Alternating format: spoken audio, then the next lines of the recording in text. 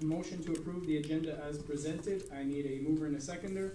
Moved by Councillor Saucier, seconded by Conseiller Larin. All those in favor? Opposed? Carried. Item 3, disclosure of pecuniary interest. Councillor Saucier. I just wanted to publicly state I am on well and septic, but I have no monetary gain. Okay, thank you. Item 4, reports from departments and council committees. Item 4A, conversion fee presentation in reference to the capital charges bylaw IS 2019. Before we start, I think most of you were here at the last presentation, but just to highlight a few points in case you were not here. So this is in regards to a possible connection fee for those who are on well and or septic to the municipal system. So this would only affect you if you are inside the village core and you decide to connect to the system. If you decide not to connect to the system, there is no charge. So I just want to clarify that for those individuals who might have, so that you're aware of that. That's very nice. Okay, we'll have a question period at the end of the meeting for the members of the public. We want to try and be efficient as possible, answer as many questions as possible during the presentation. And then at that point in time, we'll have members of the public come up and ask questions if they so choose. Thank you. Monsieur Le Duc, Monsieur Bourgon, Monsieur Cullen. Thank you, Mr. Mayor. So for this presentation, Mr. Cullen will lead the presentation to council. Okay, parfait. Just for members of council, as we go through the slides, we'll ask our questions. If you have a question on that slide, we'll ask the question at that point in time, as opposed to writing down 50 questions and just throwing everything at the end. So we'll go slide by slide. If you have a question, just lift your hand, please. When you're looking at a slide and we have question on a particular slide, No. you cannot wait till the end of the meeting to talk about it. Members of the public, there's a question period at the end of the meeting, and at that point in time, you'll be able to ask questions. Thank you. Monsieur Cullen.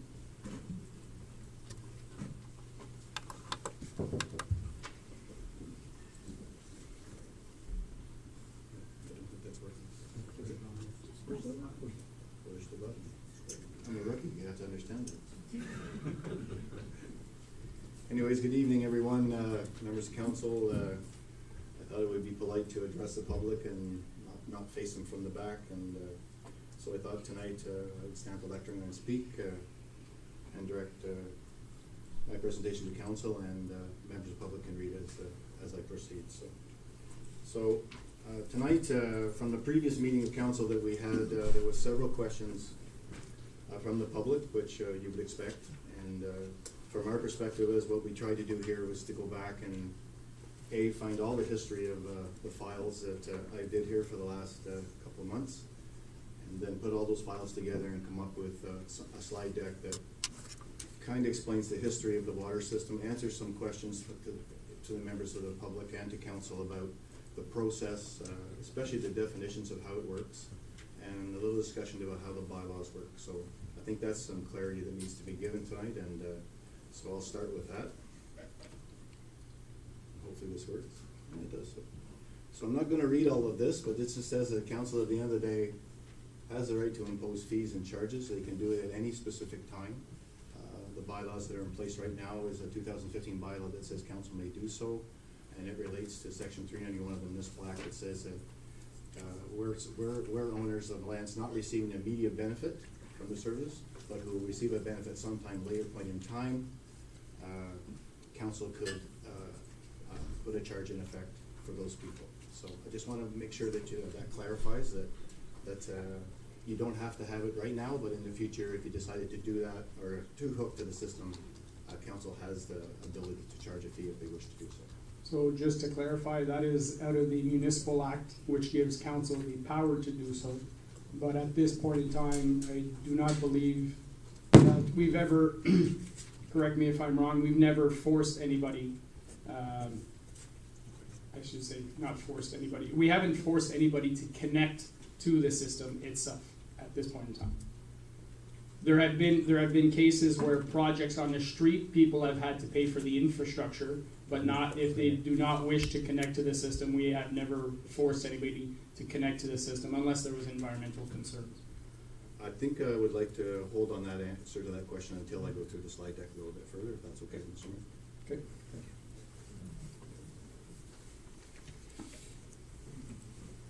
So the one that comes to the attention of the administration is our current development charges. Currently, growth is paying 100% for those charges, and that's where there seems to have become a small conflict with how we decide the future of servicing the unserviced areas becomes. It's now understood 100% of the capital cost will no longer be 100% growth, and it'll be portioned between growth and either the non-serviced areas, or presumably there will be great increases in the future. If township does not decide to charge the residents, it can expect a challenge from the developers at the next DC review. And I can honestly tell you, I've spoke to a few of those people, and that seems to be the direction that those people are proceeding at the same time. And if I can just explain that a little bit is, the way it works now, and I'll explain maybe in the village of Russell, we just increased the size of a pumping station, and we just increased the size of a lagoon in Russell, and right now it's being paid 100% by the developers. There's no fees being paid for by the ratepayers, or there's no fees being paid through the municipal tax system. So this is where the situation arises for how do we do this and how do we make it work for the people in the unserviced areas, and that's something that I'm going to try to explain tonight to everybody in the room.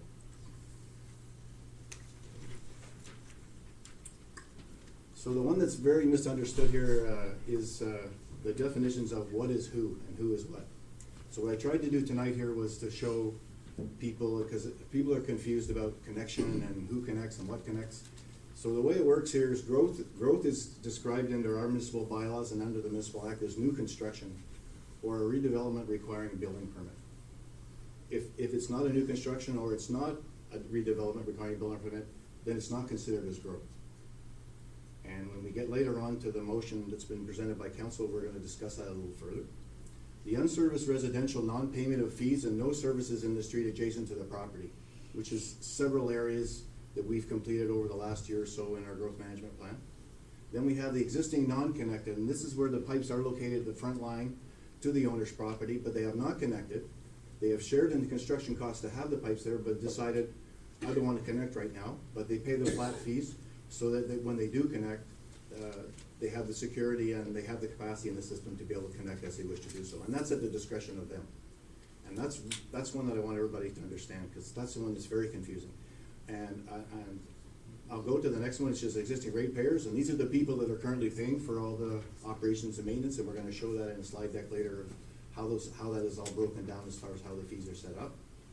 And then I want to explain the next two, which are really important. Municipal connection is construction of services on the street and the connection to the residential property line. From that point on, the residential connection is the connection from the property line to the building. So in most cases, and I'll address the mayor's comment, in most cases, we don't ask people to connect, we don't make people connect, but there has been one situation in Emblem where we did pass a bylaw to, in fact, ask people to connect to the water system. And the reason for that was based on the infrastructure department's review of having circulation and the water being used so that we don't have to continually flush that water out of the lines. And it was in an area that was very isolated. So that's the only situation that I'm aware of where we've actually said we would ask people to connect to the system. Councillor, Yep. Councillor Laudet, question? Yeah, my question is exactly on that point, and it touched on the question that the mayor asked. So, correct me if I'm wrong, but we either have or had a bylaw in place that forced anybody that the pipe was in front of their house to connect unless they presented a request for an exemption. So that the homeowner actually had to make the exemption request. Otherwise, they would be forced to connect. Am I incorrect, or is there a piece of it that's incorrect? Or I want to make sure we're stating the right facts when we're saying we're not forcing anybody, because if So they have to put a request through, we are forcing them until they put an exemption request. I will answer it this way. The 2010 bylaw that was put in place had that option. The 2015 bylaw that is in place at the current time does not allow that option. Does not does allow. not allow an exemption, because we don't force people to connect. So there was a bylaw passed. in There was a 2010. bylaw previously that was in place that said that people could apply and ask for an exemption. Right. If they did not wish to have the water connection from the property line to their building, for whichever reason that was. Right. And the reason why that was put in place was for the village of Marionville. Because village of Marionville, all the houses were on solid rock, and to put the service in, it was very expensive. Some houses, it was $20,000-$30,000 to chop the rock out, put the service in. So council decided at that time to give an exemption, to say, okay, it's too expensive, you don't want to connect, we understand, it's a lot of money, so we'll leave it be at that. But that was removed from the 2015 bylaw that's in place today. And the current bylaw doesn't force the people to connect. at That's this time. correct. The current bylaw gives you the option at your discretion to whether you want to connect or you don't. So that's how that rectified that situation as far as asking for an exemption. But if you don't connect, you still have to pay the 100% of the water, of the water flat rate. I would like to get to that a little further on, if I could, sir. Thank you. So just to go back to these, this is really important here, because people all think that when we say you have to connect, you don't have to connect. And I'll keep going a little further into the presentation, and then I can explain a little more about it as I go. So one of the questions that was asked from the general public was, what do we do when there's contamination? So I can tell you in my research here, I went through all the properties that are not connected in the municipality. We looked at the age of their septic systems, and the maximum age here is approximately 43 years old. So at 43 years old, your septic system is either still working, not working, and lucky most of the people don't realize that because people don't inspect them, people don't check them. And that's one of the reasons why, from a due diligence perspective, the township looks at that every time we do a growth management plan. Is there an area that we should have connected? Do we go out and ask people? In the last 3 or 4 years, our practice has been to let people come to us, not us go to them. So when we have a contamination issue, which we have on Church Street in Russell, I won't be too specific, but we have some people on holding tanks. 2 years ago, they were lucky ordered to change their septic systems, and since we made them aware that we're probably going to bring services on Church Street, they asked South Nation for, what's the word, Mr. Gordon? An exemption, to be able to go on holding tanks until such time the construction of Church Street was finished. They allowed that, so now those people on Church Street are waiting for the construction of Church Street to happen. So from our response as far as applications to the ministry, we do work with FCM, which is the Federation of Canadian Municipalities. They do have a green fund, but usually how that works is that we have to be able to show that there is a contamination issue before we could apply for funding to install services in any area. So, but that is an option that we could look at in the future here, and we're always open, staff's always open to look at other issues, and contamination is a big one. And at the end of the day, maybe there is possibly funding. The only way to go through that process is to do the surveys.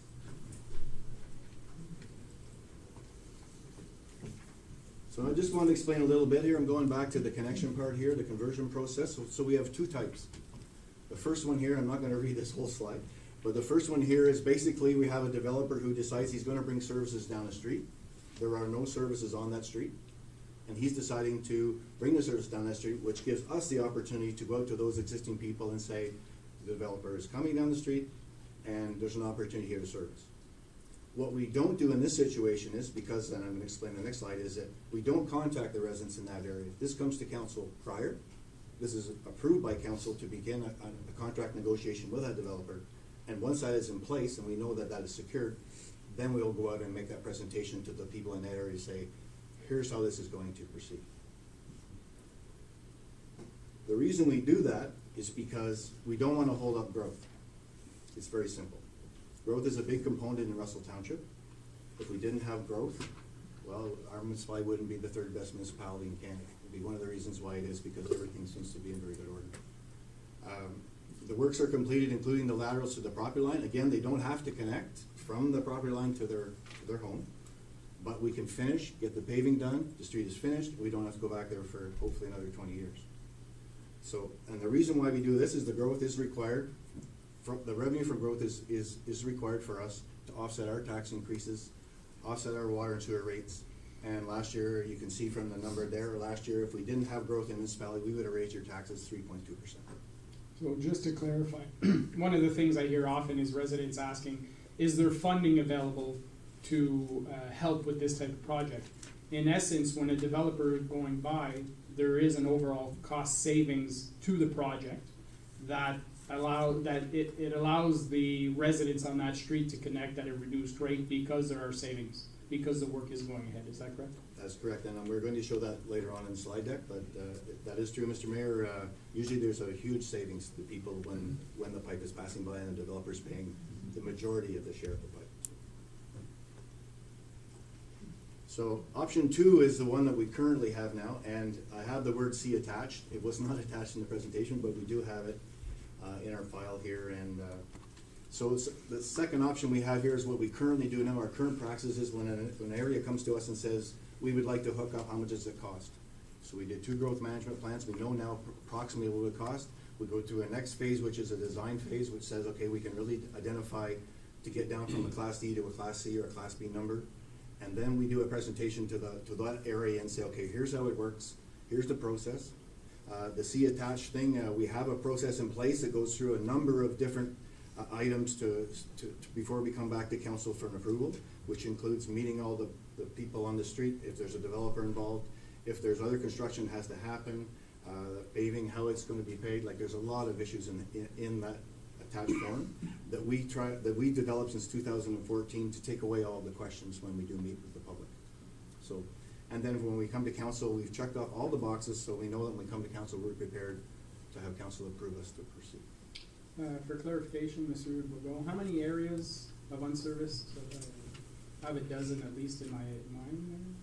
It was probably closer to 15. But To answer your question, Mr. Mayor, we do have the maps available, so maybe we can present the maps to answer that question at the end of the slide deck. yeah, That shows all the unserviced area of Russell and Embrun, but it would be in that range of 12 different pockets. Okay, Conseiller Larrey? And just to reiterate, what we're talking about is strictly for unserviced properties within the village boundaries That's of correct. Russell and Embrun. Is that, That is correct. so if you live outside and you're on well and septic, this is not a presentation that you need to worry about? That is correct. Okay, just wanna make that clear, because there's some residents in the audience right now that are outside of the village limits, so I wanted to make sure. Thank you. Okay. So, what was discussed at the last meeting of council was, I heard a couple of percentages, and I would just want to clarify that there is no percentage. What we do here as part of our attached form, which I don't have up there, is what we do is when we do the presentation to the area, and we'll use Church Street as an example, which we're going to do quite shortly, we hope, is that when we bring those people into the room, we ask them to sign off on a document that says, would you like the service, would you not like the service? And usually if we have a response that is more than, I'm not gonna use the word 66%, if we have a democracy that says that we would like to proceed, then we start that motion process to say that the majority of people want the service. That's the process we currently use right now. The reason we don't use the Local Improvement Act is because we used to use that years ago, and by the time we got through the Local Improvement Act, the year was over and we started on to our next year's projects. Because what happens, it's very difficult, and that's why the creation of 391 in this black was put in place, was to get away from the legal entanglements, conflicts of interest, people that don't want to connect, a room full of people that do and people that don't. So this is what gives council the authority to say we're making the final decision and we're proceeding based on a recommendation from staff. And that's why you don't see the Local Improvement Act anymore very much. It's still there, but you just don't see it very much being used by municipalities anymore. It's very difficult. So. Grant applications. So the municipality currently receives applications, gas tax, OCIF, which is an Ontario Canada Infrastructure Fund. These are formula-based amounts, and what we do is when we build a bridge like St. Joseph last year, the money was a portion of the 1.5 million for that bridge was directed from the OCIF fund, and a portion of it likely from the gas tax fund, which usually is more for paving and things like that. OCIF and CWF also have a second application process in place, and usually it's used for infrastructure that needs immediate repairing and is in a position to cause serious danger to the public or the environment. And when we brought the transmission main for Embrun through the back here and over to there, was because we had several major breaks in our water main 2 years ago. We almost ran out of water in Embrun in 2016, and we were really close. And it put us in a position where we were not very comfortable. We applied for funding and we received the money to twin the water main so that when one fails, the village of Amherst still has a water supply. So that's the significance of funding. There are several applications out there. The problem is that it's very competitive. Like I say here, it's very competitive, and the impact has to have a great significance. So when people say, I'd like to have the, septics removed in a certain area, and even at 150 units, it's not at the high end of the application process. It's, with the lower impact, and that's why when you file the applications, the competitiveness, takes you away from the ability to have the funding in place. So, and we file applications every year, several of them. We certainly will look at this in the future for the larger areas that are unserviced at this time. There's a possibility to look at those, but we need to do that study prior to. And phase 3 of our growth management plan is to look at those areas more intensely and look at if the possibility of funding being out there that we could help to offset the cost of what the people have to pay for the construction of the services. So we are looking at it. It's very difficult. So I had a question from the public on the COMREF application, so I thought I would explain the COMREF application just briefly. We had 2 applications. And in the COMREF application, one of the recommendations from the ministry. Sorry, excuse me. Sorry, you have to leave the doors open because it's a public meeting. If anybody else shows up, then they have to be able to. Thank you. Sorry? Okay.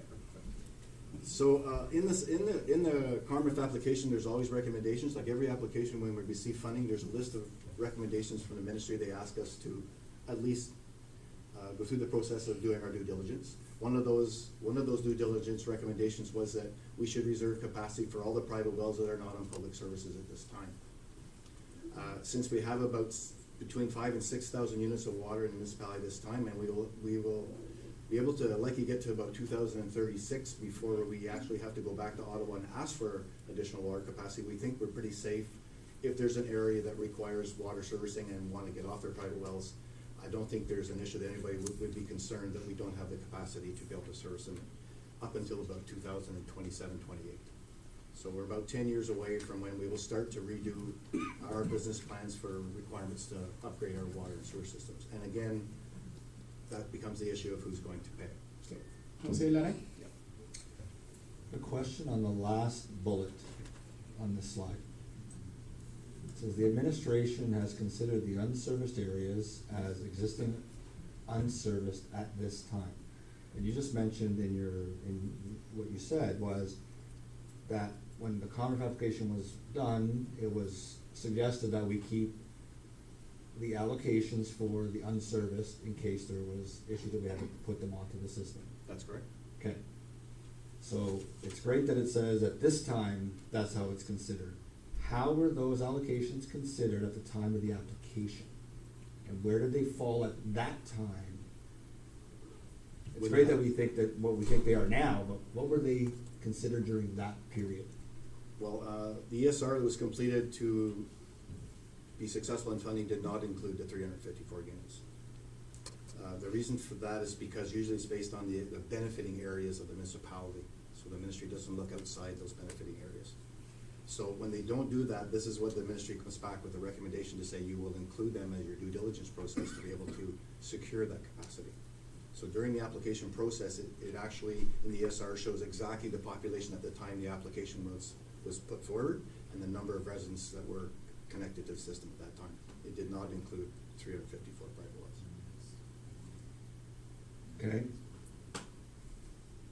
We'll hold on to that because I have another question about that later. Okay.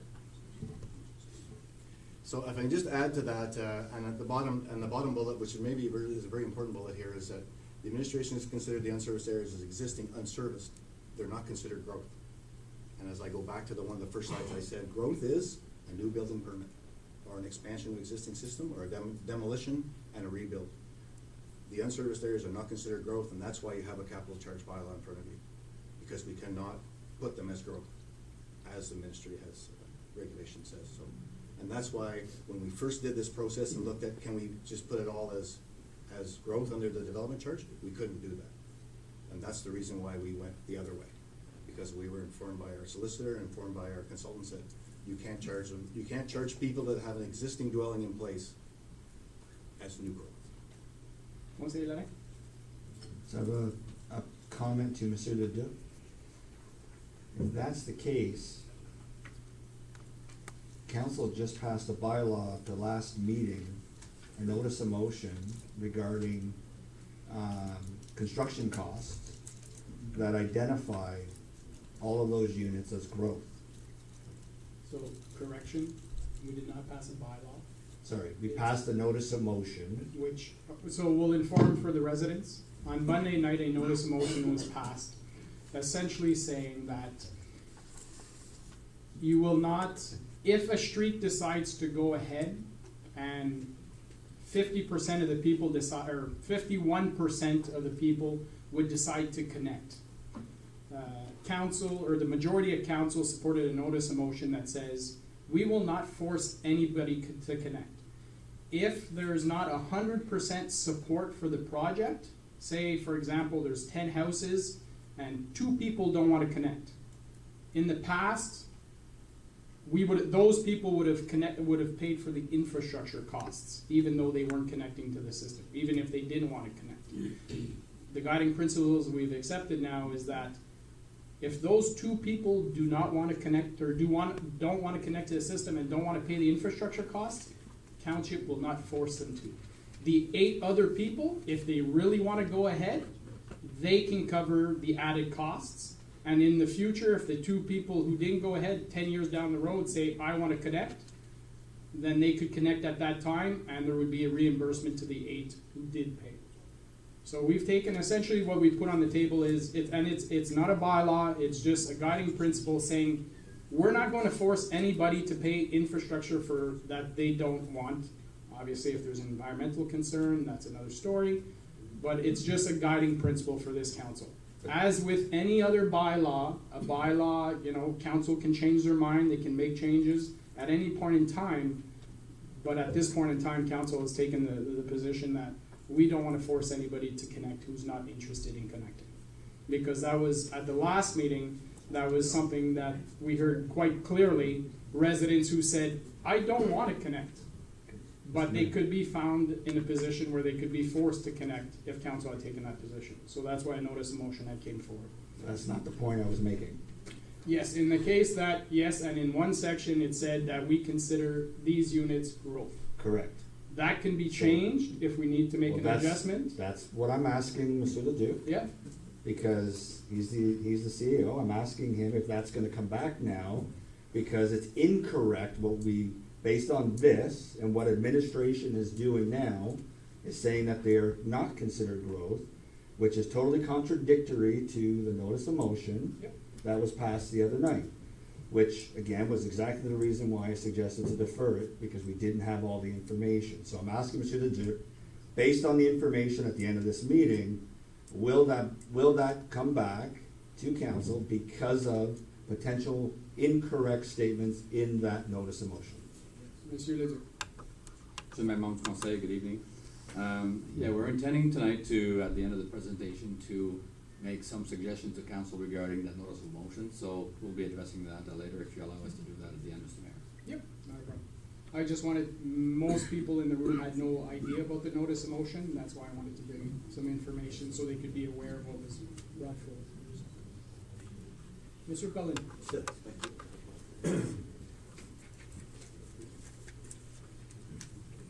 Okay.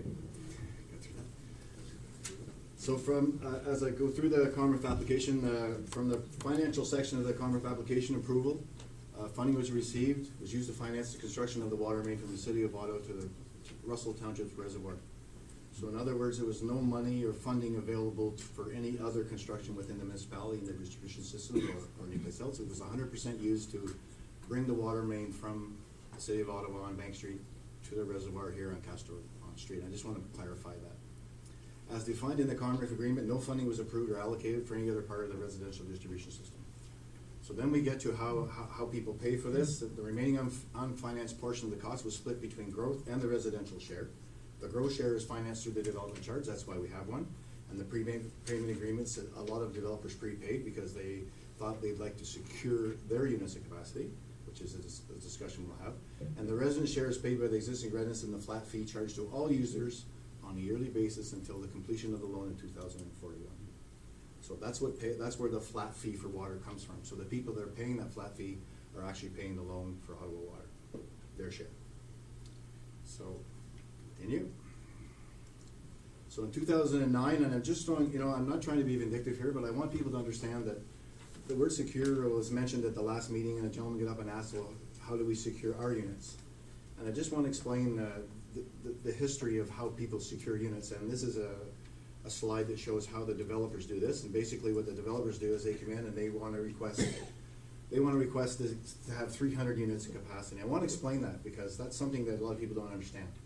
So I'll use the new project on North Russell Road, which is the developer Melanie Construction. I'm not going to go too specific on him or financing or anything, but for him to secure his financing, he needs to have the security of the municipality that he has the units of capacity. So what the developers do here is they come in, they pay the fee, and they secure the number of units, so they know that when they go to finance their project, and they want financing from a local bank or wherever they do their financing, they have that from the municipality that says they have those units of capacity. Because if they don't have that, then they don't receive it. They would not be able to secure a loan to do the construction work prior to building all of their houses. So this is why they do that. I just wanted to show that. And back when they did this in 2009, 2010, that was the years when all of a sudden we had Ottawa Water, and there wasn't a lot of units, and I'm going to get to that. And so they decided, wow, we want to make sure we can secure our investment. We want to secure the land we've owned and purchased and want to develop. So that's what happened. So at that time, it might have been, and I'm using this to say, maybe at that time that was something that maybe council should have did. I wasn't here at that time. Maybe that was a way for people to secure their units, was to pay the fee that everybody else paid. And it's just an example here. I'm not saying that they should have paid $3,116. I'm just saying maybe there was a concept, or maybe there was a process or a policy we could have had in place that said, okay, if everybody wants to secure a unit within the village cores, here's how we could do that. And that's something that like you should have been done at that time. So maybe you wouldn't be here today. Council that would likely have faced the same reaction at that time as we do now, because when you ask anybody to pay for something, you always have a reaction, which is the norm today. Somebody has to pay something, everybody expects to know why. So Ottawa Water, I was here during this time. So we thought when we first did the capital cost for Ottawa Water, and we knew that it was going to exceed the $15 million, we decided in 2005 and 6 and 7 that we would increase the water rates to kind of offset the cost for people. When we did go to increase the rate when Ottawa Water was put in place, there wouldn't be such a deficit. There still was, but it helped a little bit. So, but why we're showing this is because the people that have been on the system have paid for the water system, and that's the point I'm trying to make here. So people not only paid for it after the water system was in Ottawa Water, they paid for it before. And that's part of the slide presentation I want to show. And I want council to see that, because when people pay for something, everybody's expected to pay the same, and that's kind of how this presentation is being put forward. The increase of $139 was paid by all ratepayers. So I have an example of that. It's not very good, but we collected about $1.5 million over those 3 years. It's very little fuzzy, sorry. But that's what that money was used for, was to offset the early capital costs that we had to use, engineering, ECR, all the stuff that we had to do, pre-engineering, all the stuff that had to be done to get before the construction of the pipeline. This money was used for all those purposes. So we didn't have to go and actually ask to start borrowing money prior to that. So, Want to say that, Nick? So I just want to confirm, when you say all ratepayers, you mean all water users paid that fee, That's correct? right. Not all taxpayers? no, it has nothing to do with taxes. Water and Okay. wastewater has absolutely nothing to do with Right, taxes. I just want to make sure, because sometimes those words are intertwined, so I wanted to make sure people understood it was the water users. Water and wastewater is a user fee system that has nothing to do with the municipal tax base, just so we understand. So for clarification as well, is that somebody who gets their tax bill, who's not on water and sewer, has never paid anything into the water and sewer system. That is also correct, sir. Yes. Okay. So we're just, this is just showing how we did it and the process of how we collected. It's just for information purposes. We were asked, how is the water flat fee, what's the explanation on the water flat fee? How do we set it up, and how do we know how much we're charging all our residents? So this is just a general, for information. We have debt payments, which I already talked to you about. This is the debt payment that the existing people pay. We have the operation maintenance costs, which is just under $1 million a year. And we have the infrastructure costs that are put into reserves for whatever we need money for, emergencies and stuff. And that's how the flat fee for water is consummated. That's how it's brought to council in the budget process. So we did the sewer one as well. We don't have any debts in our sewer system right now because we're a very efficient operation in Russell Township. Operation and maintenance, this is our operation and maintenance, and the infrastructure, we put about $161,000 into reserves. And that is the flat fee system that's put in place that everybody pays who are on the municipal sewer system at this time. Conseiller Brisson. Yeah, just to clear for the flat fee, it says that it's divided by the number of equivalent unit using the service. So how come the people that are not connected, there's some that are paying flat fee whenever they're not using the system, and here it says the unit using the service? I'm going to address that a little further on, if I could, Councillor. I am going to speak to it though, like why we charge the flat fee, okay? For the people that aren't using the system, okay, if you don't mind. Okay. So from 2006 to 2009, this is what the flat fee increase was. This is the flat fee charge from the existing users from 2010 to 2017. And this is the estimated flat rate charge from now until the loan will be paid. And the reason we're showing that to council is this is what the existing people are paying right now. This is what they have paid. This is the total of what they will pay. So if you're connecting to the water system or you plan to connect to the water system, this is the amount of money that the existing people have paid to date, and we wanted to make sure council was fully aware of that. So. Oh. Councillor Tonoski, then Conseiller Larry. Sorry, just to confirm, so what I'm looking at here, that 896.96? Yes? That's a combined total between 210 and 217. That's Is that correct, correct, sir. for the average Yeah. household? Yeah, Thank it's you. split between 7 years. Conseiller Larry.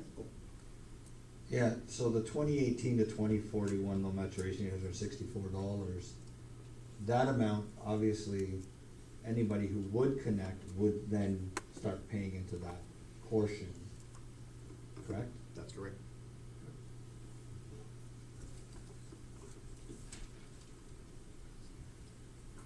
So I had a question about hydraulic capacity, since that's something that I do. I thought it would be good to address that so people understand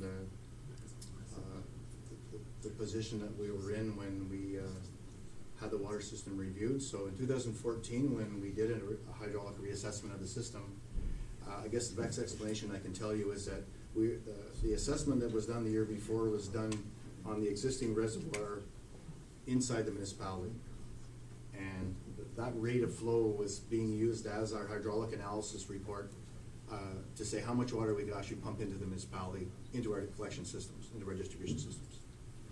What we realized in 2014 and 15 was that actually we had more capacity than that, because the actual flow coming from the City of Ottawa's pipe exceeded what we were using in the calculation in 2013. So to give you some numbers, I think it was about 110 to 112 liters a second we were able to have from the reservoir itself, which pumps water to Russell, Marinville, and Embrun. And then we had the water coming from Ottawa, which pumped 168 liters a second. Now, we don't have 168 liters a second being able to be pumped from the existing system, but we have the ability to do so.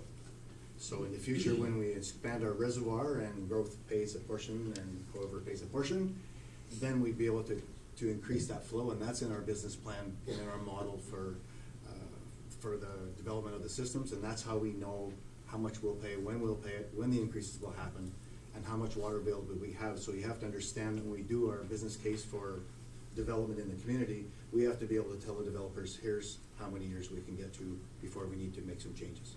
And that's done through the development charge review, so just so we can understand that. So the total number of units at that time were about 3,300, and we realized at that time we had actually about 7,400 units. So what happens there is in the 2015 16 DC bylaw review process, the amount was reduced from 7,980 to 3,929, because now it's divided by the total number of units that are available. And it's the total gross capital cost, and just to give you an idea, it's around, I'm gonna say 25, 27 million in the next 20 years. So this is how it's calculated and figured out, so that our growth plan and our development plan all match the finance plan. Conseiller Larry. So when we brought in Ottawa Water, the units it was gonna be 3,300 growth units. That's correct. That's what it says, right? And in 2014, we did a review and said, no, we can actually put 7,400 in. We can, but we'd have to expand the system. The 33 was, we could pump the 3,300 right now. Okay. But to exceed that, we would need to do some expansion work, though, just so we're clear. Okay, but basically that, let's call it, that's 4,000 there, so let's call it 3,600 when you take out the 354. The 3,600 will have a greater impact to the system, whether you need to increase your pumping stations or you need to increase pipe, I don't know if it's pipes in the ground or whatnot. I'm assuming it can't be pipes because you're saying you can actually flow it. But to actually do it, so 354 units, how much of an impact can they actually have? Well, it's what, 10%, so, I think, it's very difficult for me to answer that for you, because hydraulically, we do it on an annual basis, spaced over 3 years, but it's never how much it is, it's when.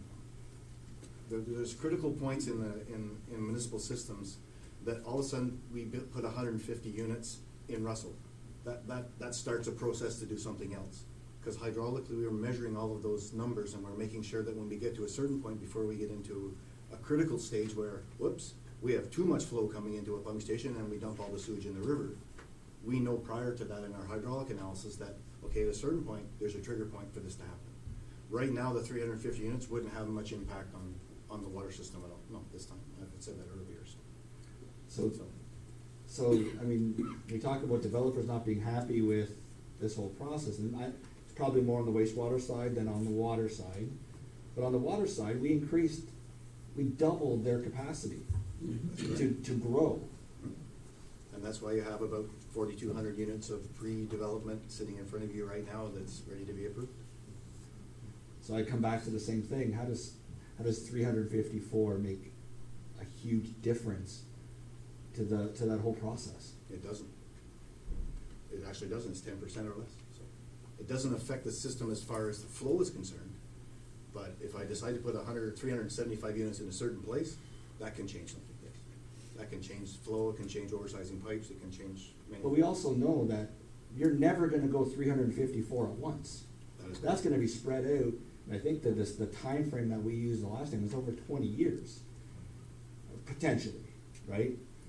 So if we were to actually go and start developing these areas over time, because we can't support all that load either, if there's a financing option to it. So for us, we're going to spread that out. And by spreading that out, you're only adding in a few units here and there over that period of time to make up your 354, and that's if all 354 go. So when they start coming in, you're going to have the fact that we've allowed an additional almost 4,000, say double the amount that they originally had said that you can use. So by sprinkling in a few here and there, how is that? Are those units specifically going to make a need for change, or is it the actual growth piece that's going to make the units, that they're going to make the change required? And I would say it's the growth, because those are in greater capacity at a single time than it will be for those existing non-connected. Mr. Cullen? It's very, when you're speaking hydraulically, it's the point in time when and how much and the flow rate that would be there. Does it make a big difference? No. I think our perspective here is that it's got nothing really to do with the amount of hydraulic flow that's creating. It's got to do with how it's paid for. And that's the whole point of the presentation. But what is paid for? How is paid for? The units expansion of the existing services, correct? It's how much it's going to cost. You have to understand that you can say you have 3,600 units of growth, but you have $28 million attached to it as well, which is the next phases of expansion to put those 3,600 units in. It's not free here. I don't want that to be a misconception here that, oh, we just got 3,600 units for free. It's not. There's $28 million attached to that. Future expansion of pipelines, another reservoir expansion, another tower expansion. There's a lot of items here for them to be able to have those units capacity that they have to pay for. That's the point I'm trying to put across here. Does it matter the amount of flow? No. But the expansion of the systems is required to happen here to be able to have those additional units. But they're only gonna expand if they're gonna build. Correct. Who benefits? They do. Those that pay for the system. No, the developers who are putting in the pipes to build those houses are the ones who are gonna benefit from the additional flow. Not necessarily the 354 water units that we're talking about that may or may not connect over time, just like a water unit for an in-law suite, as an example. It's an additional water unit out of the system. Doesn't increase the fact that you're gonna need a pumping station based on 1 to 5 units. It's the big growth patterns that require those extra costs. That's the point I'm trying to get to. It's a combination of everything. And my response to that is, I'm not here to discuss hydraulics, I'm here to discuss why people should pay for services that are being offered. There's a difference between hydraulics and what people should pay towards a system that's been put in place and paid by growth at 100%. But that's on the wastewater and side though, Some goes. not on the water side. Well, water side, it ends up being expansions, and we have to get to a certain point where we declare what is being paid by growth and what is paid by. But we just said those units were not growth. No, we're not, they're not. That's right, so then growth doesn't, so the development didn't pay for those. It's the wastewater that 100%, okay, I can understand that piece, where they all prepaid and got their units and whatnot, but right now I'm only talking about the water. That's the piece I'm talking about right now. So your point is hydraulically, it doesn't make a difference. Financially, it does. No, That's the argument we're presenting tonight. If you read the rest of the deck, you'll see that's our position. well, I understand the position. Yeah, I don't agree with the position. I fully understand. I think that's fairly clear. In the last 5 minutes, I fully understand that. So I'm just trying to make sure I understand fully, and I get my questions out as we're going, so that we can know exactly where we are and everything. And so far, I don't see where there's a need, because we talked about previously at other meetings, and even at this one, is those units need to pay for, the reason why we're implementing capital charge is to pay for the costs of servicing the system, Yep. right? But as we go through, it's never gonna be at one point in time, so it's never gonna be the system is never gonna be oversized for those 354 units. No, but the loss of the 350 units causes a reduction in. There's no loss in growth. It's not from growth. I won't interrupt you, sir.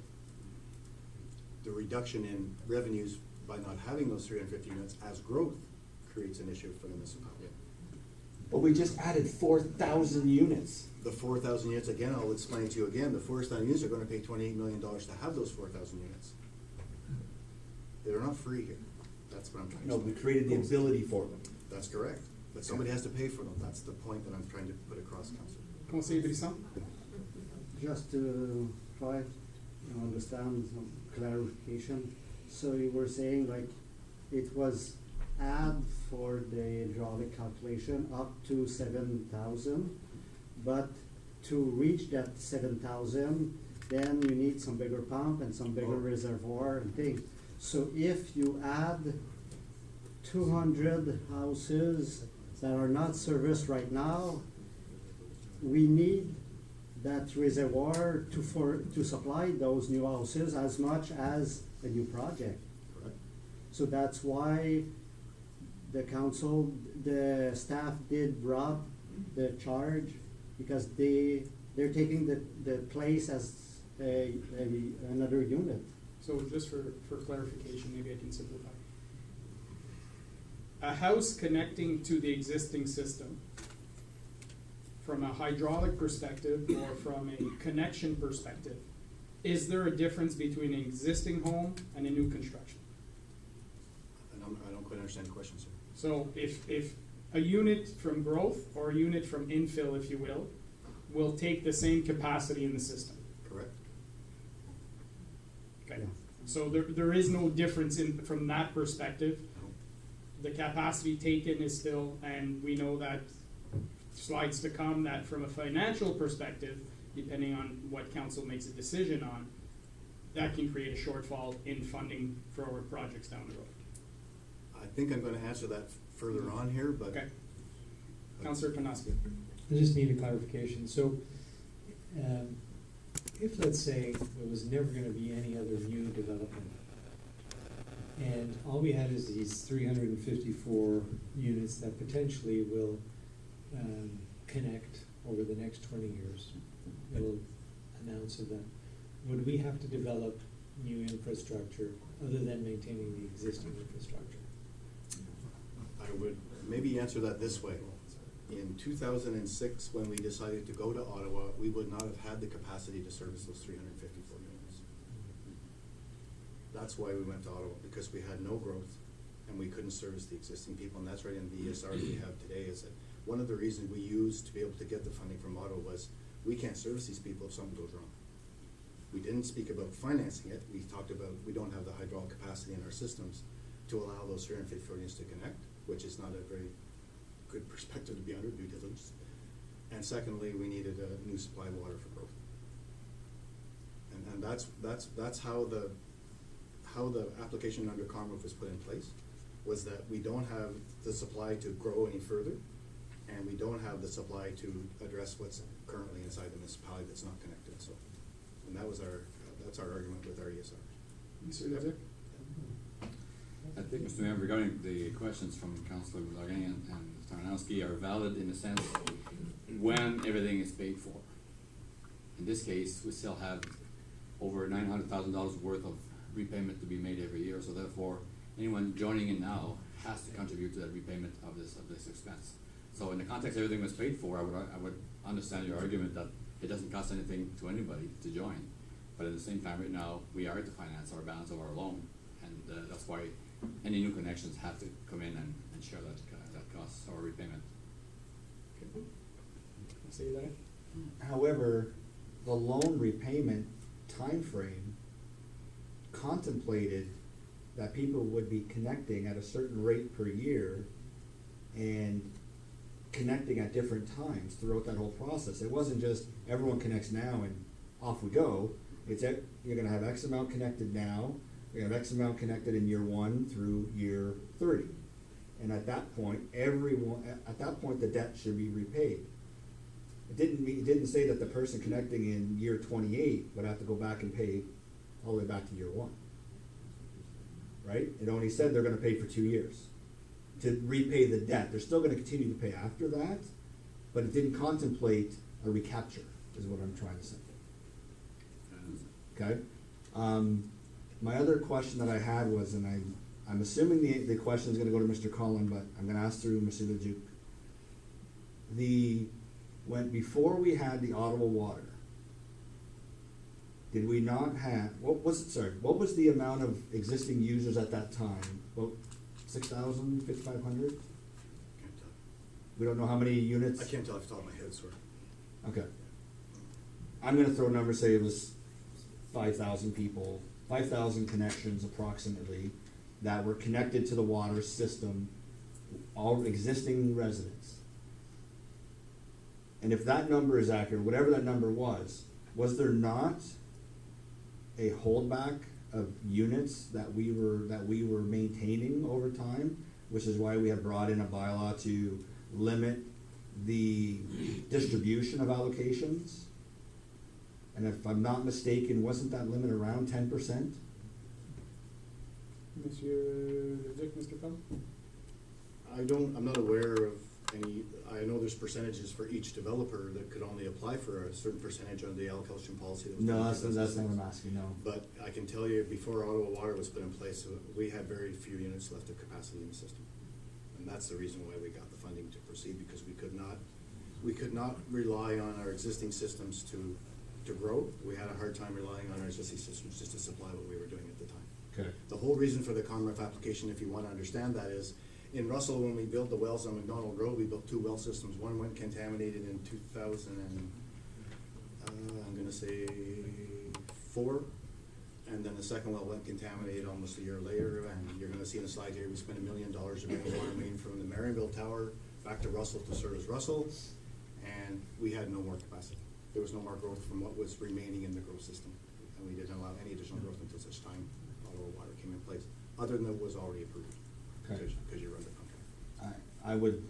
I would very much appreciate if there is numbers that can come back to us, because my understanding as a member of council at the time of that application is that that we weren't giving out allocations because we were dipping into that 10% holdback of allocations at the time.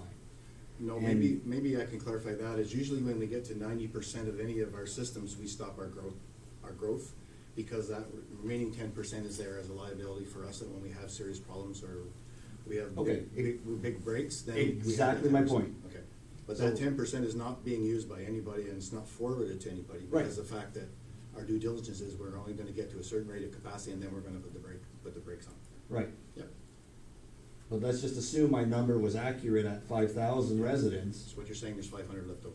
There were 500 left over, so the comment to say that we went for Commerce because we couldn't service the 354 isn't necessarily 100% accurate, because we would have been able to max out the system and service those Yeah. residents had we needed to. But you needed Ottawa Water to do that, and you need people to pay for Ottawa Water. No, that was under the existing system. There was no existing system anymore. When the Commerce application was put in place, we switched to Ottawa Water. But before, had we not gone to Ottawa Water, Yeah, but we recalibrate ourselves as well. We don't sit back there and say, no, we have 500 in the bank. We go back and recalibrate ourselves, say, okay, here's Ottawa Water, we have 3,300. That 3,300 includes those 5. right, I think you're missing where my point was, but I don't know if Mr. Zick understands where I'm asking, but that's where I'm going. We're saying that we went to Ottawa for growth and because we couldn't service any existing should there have been a problem. What I'm saying is we went for growth because we had those existing. If we needed to put people on, we could have stayed stagnant with our water system, not grown, and I know that wasn't the way we were going, and not gone on to Ottawa Water. And still, under an emergency situation, would have had that 10% or 8% or whatever that number was at the time after we started dipping into it when we knew Ottawa Water was coming. So, Would we, follow up to that, would we had the infrastructure in place to actually be able to do it though? Well, if you were gonna service those areas, the infrastructure would be paid for by those people, it wouldn't be paid by the municipalities. Right, but if we had not gone ahead with Ottawa Water and there had been no growth, the cost to service those areas would have been exorbitant. Well, it would be whatever the cost of Because if construction it- was at that time. But that's what I'm saying, for example, I know, we'll say, Church Street, like in the case of Church Street, there's a savings right now, approximately $500,000. The residents would have had to pay that in order to connect because there was no growth. okay, you're missing the point. It's not the construction cost I'm talking about. I'm talking about the servicing costs of the water. So if our system has 100% capacity, and 100% capacity in my scenario would be 5,500 units, that means that the pumping station, the reservoirs are all designed to feed for 5,500 units, because that's the capacity of the system. So there would have been no need to add any additional costs like this to those 500 units, whatever those numbers was, had we had to put those people on. They would have still had to pay for the charges to bring the water in front of to bring the pipe in front of their house, to put the pipe in from the house onto their property, right? But there would have been no increase in service that would have been required at that time, is the point I'm trying to make. Well, once you got within your 90%, there was a need to have an increase. So our due diligence is to begin that process at 90%. So we didn't build our systems to be able to accept full capacity previously? Normally, that's not a process we would follow, because at 90%, that's usually that kick point where we say, okay, we need to start looking at expansion, we need to start looking at an alternate source of water, which was what we did at 90%. Want to say what he's not?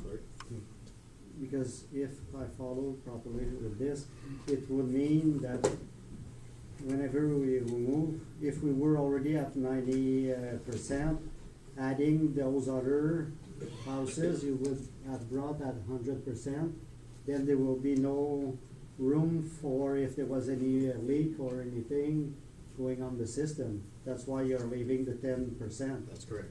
So that's why I'm coming back saying that whether a unit of water, a unit of sewage, whether it comes from an existing houses or a new houses, it's a unit anyways, and it will cost the same for the system, whether it come into a new house or an old house. And just to clarify, the reason we went 3,300 to 7,400 hydraulically, we put meters in the homes, we saw a reduction in usage. So if all of a sudden for a 3-year period, everybody decided to use more water, that number would change as well? That's why we hold the 10%. Usually hydraulically, if we have, the way our systems are designed is we base it over the previous 3 years, the average of those 3 years, and that's the number we use in our calculations to say how much remaining capacity we have in the system.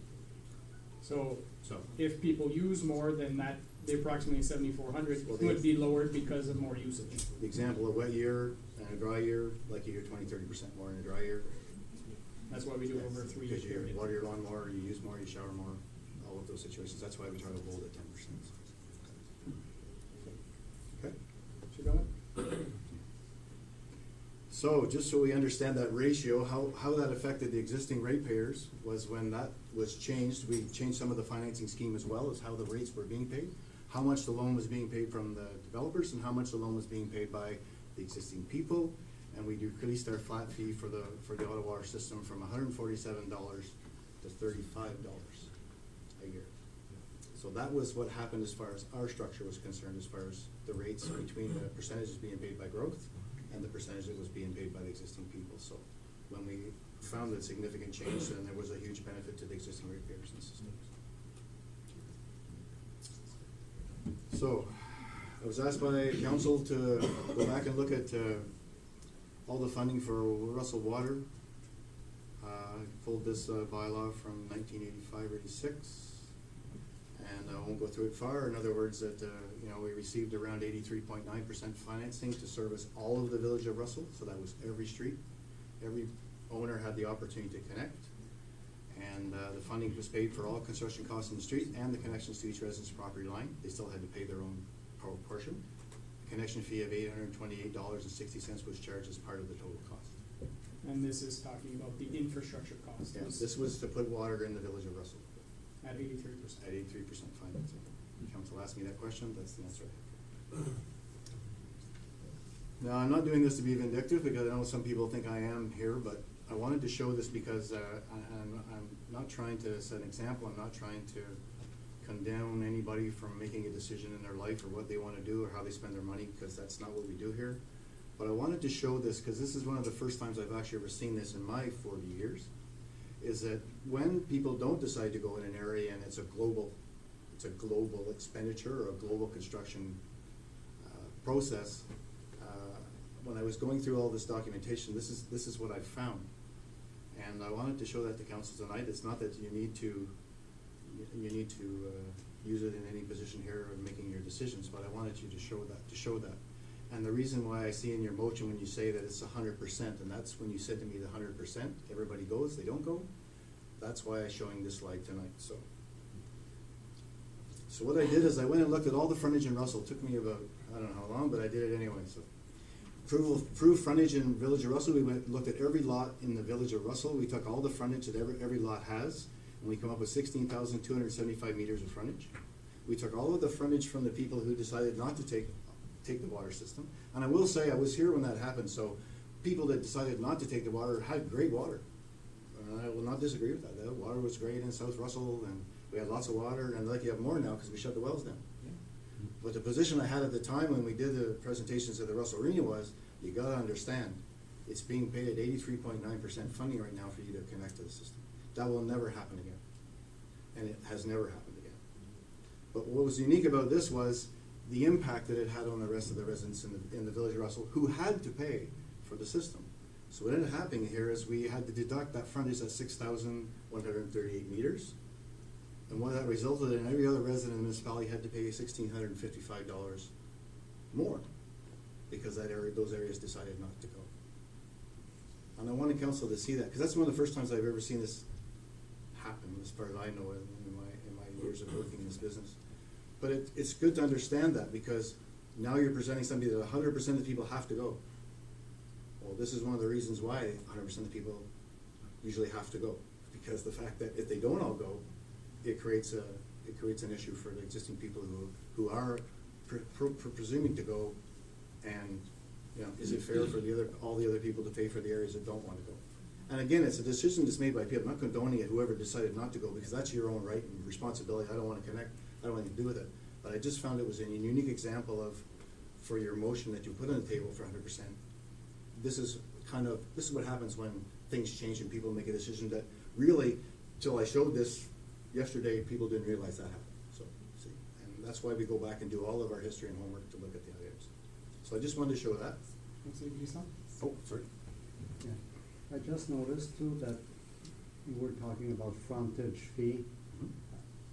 It's just that usually, whenever it's a house or anything, I know at that time it was frontage, but should it be by connection? We do both today. We do it depending on the area, depending on what's involved. So I guess the explanation I would give to you, if I was in an area where there was 50 homes and 25 could subdivide, then we would take the position that the 25 that could subdivide, we would go with frontage. Because it's not fair to the other people with the smaller lots to have to deal with the guy with the big lot that says, I'm gonna sever and sell a lot. So. Yeah. On the other point, it's just that if you're on a corner compared to somebody that is in a circle that Yes, has, there is a calculation for that. because they take the same usage, Yeah. but that's why they should pay the same, because they. Well, the way it works under our current bylaws is there's a percentage of both sides of the corner, and it's a 50% of both sides. That's what's under our current bylaws. at this time. Or not the corner, but as I was saying, if you're in a circle and you have really narrow, it doesn't matter, you should pay the same as somebody that has full frontage, because you're using the same Correct. unit. But that's me. What we try to do today is the one that's not attached there, what we try to do today is when we meet a group of people, say there's 30 people, we like to let them tell us what they think. So out of you 30 people, we will show you the cost frontage-wise, and we will show you the cost connection-wise. So I'll show you what it costs for 30 connections, I'll show you what it costs for 30 people with your existing frontage. Usually it's not too far apart, but we usually allow that when we meet those people on that evening to make that decision before we leave that night is, okay, do you want it as connection? Do you want it as frontage? And most people in the room will put up their hand and say, it's a very democratic process. Like they put up their hand and say, no, we want it all as connection. Okay, that's how we'll do it. What we did in McDougall Tweed, we give them the option, they decided to go with connection, and that's what we did. So we allow the people to make the decisions. And then there was, the creation of a lot happened, and everybody got a refund check in that case. Yeah, that was correct. Councilor Buisson? That's another question. So, really what you wanted to show is that's the consequences whenever not everybody is paying on a project. That's correct. Because then, okay, you can understand that they don't want to book right away, but whenever somebody is not paying for the project but is in that region, the others are paying a lot more. But what amount of money it was, just to make clear for residents, how much different that it did make at that time? 1655 de plus.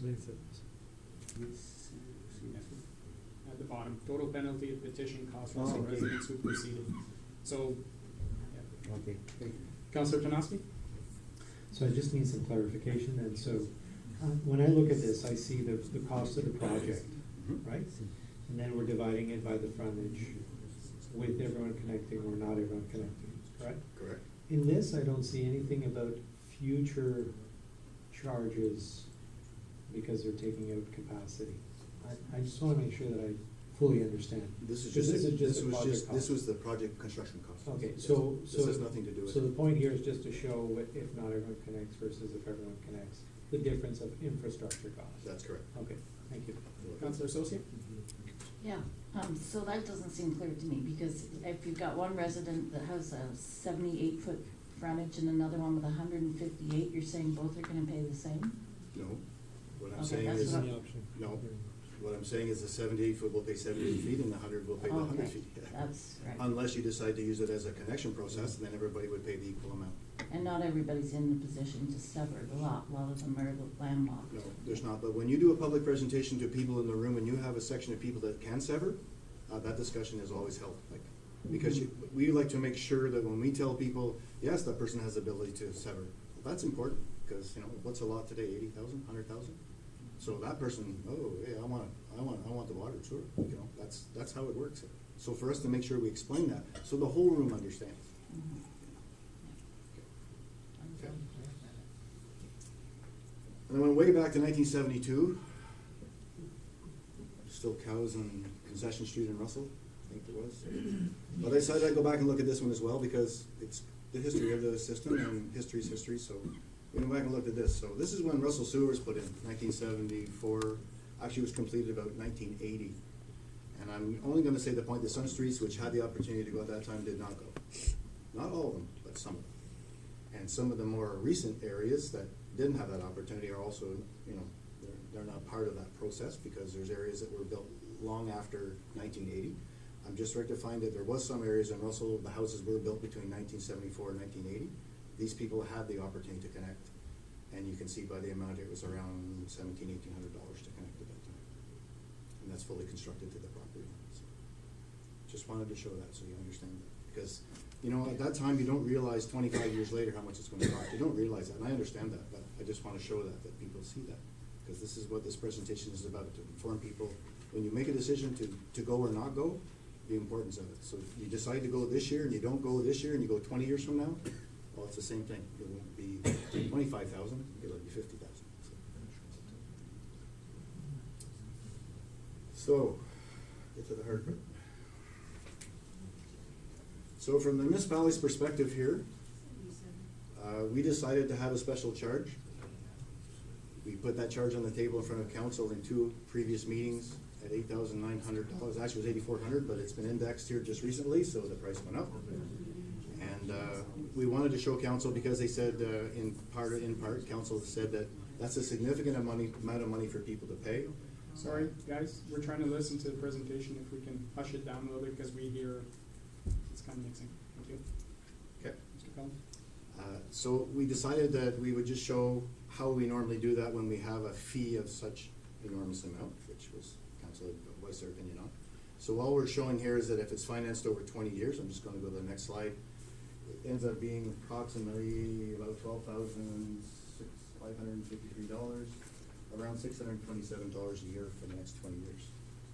So it's a significant amount of money, but we wanted to show council that because that was one of the things that were asked. So if we financed it, how does it work? This is how it works when a municipal position as far as how much it will cost. So, and debt repayment with interest till it's paid, so over 20 years. That's something we do with all the presentations we do to the public. We show them how much it costs.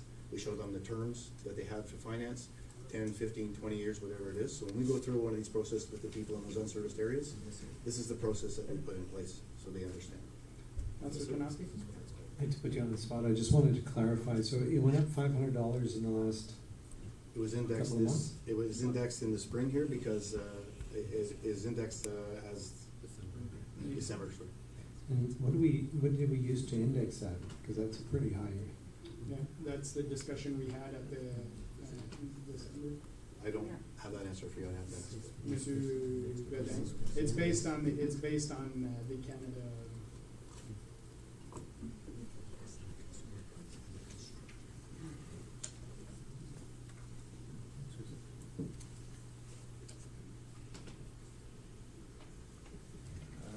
I'm Mr. Malo, Councillor Carrasco. So yeah, basically the indexing was done in November, and this year was particularly high. It was up to 6%, and it's based basically on the previous 12 months, and we follow that same practice every year. Can you specify where the indexing comes from? Where? I'm just pulling up I believe it's Canadian Construction. I'm pretty sure it's the CPI from SASCAM. I'm just pulling it up. And it was unusually high this year. That's correct. And we checked around with the other municipalities, and they all had the same reaction as well, and they all indexed it with the same well, the ones that we consult with, that we use the same consultant, all indexed it the same way. And, just pulling it up here.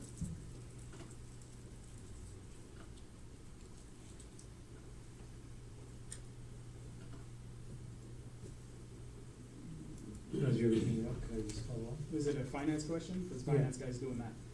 No, I'm just following up in the process. So whatever index you're using, Yeah. that would be a standard practice, and then once a year, it would get indexed? Twice a year? So it's always been once a year. Following this particularly high indexing, we did have discussions and we consulted with our consultants about having the possibility of doing it twice a year. So that's how we're looking to doing it, moving forward. At the end of the day, it would have still added up to that 6.3% for us, but in order to soften the blow for the developers, that's how it was presented. So it is used for the building construction price indexes. from Thank you. StatScan. Thank you. Okay. Thank you. Okay. So in our discussions, administration discussed, we started to look at, is there another way to bring this to the table, and I wouldn't say more efficient, maybe the word that I used from one of our consultants was fair-minded, which is a nice way to say these things.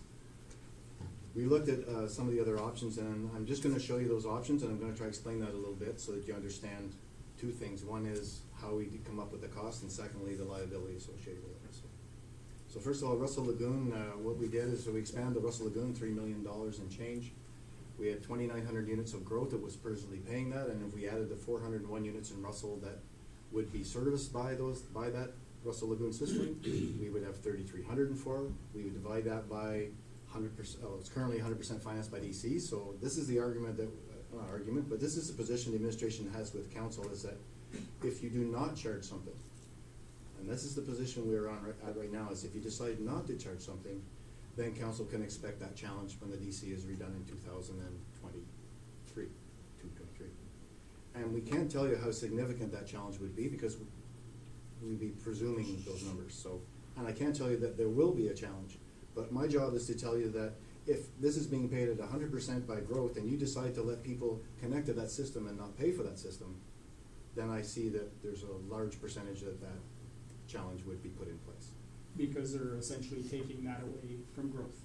Well, growth is paid for it. Yeah. So you're taking it away from growth. And that's a very simple analysis here. So what we did is we looked at that, we said, okay, if we took all the units of capacity and we divided it by the amount of the capital cost, it would be about $917. We looked at Russell Pumping Station number 1 in Russell that was built about 2 years ago. The cost of that station divided by the number of units, we add the number of units that want to be connected to the system, and we get a price of about $1,414. So what I'm telling you here is that if you were to say to the people that were not connected on the system at this time and said you were going to connect to this system, that the cost of that would be in the neighborhood of the $900 and the $1,400, around $2,300. The total cost would be $1,414. So I stand corrected. So what we're saying here is that if you don't charge a fee, this is where council is put in a position to understand, and I want to make it really clear here that it's my job to work with these directors to say that I don't want to put those directors in a position that they're not comfortable in. That's my job here. And my job is to say that if you do not charge a fee, then you gentlemen can expect a DC challenge when the next DC review, because it's been paid 100% by growth. For the water system, what we did is we've taken the auto water rate, the increase from $139. We've taken the auto water flat fee that's been paid from 2010 to 2017. We've added the flat fee from 2017 and 2018, and we come up with a total cost for the water system of $1,106. And we do the same thing for the total cost for both services. Sorry, that's for Russell. The total cost for both services would be $2,520. Now, I'm going to explain this to you that this is a process that we're saying to council, and it's not got as much to do with how much it is. It's got to do with if you don't charge something, where council's position will be when your DC review is done. And if you ask me whether the odds or the probability, they're likely very high, because most of these challenges that have happened in the last couple of years, they all result over water and wastewater. So what we're trying to say to you here is, you don't have to follow this mandate, but we're making a recommendation to you tonight that at least this would soften that blow if there is a challenge. I can't tell you there will be, because it's two years away from now. But what we're trying to convince council here is that, A, you don't charge, there's a challenge. If you do charge something, then maybe it's a little more lenient what you'll end up having in a challenge, or maybe you won't have a challenge at all. And I think that comes back to our solicitor and our legal opinion that how we classify these units. They're not growth, we classify them as unserviced, unconnected. Okay?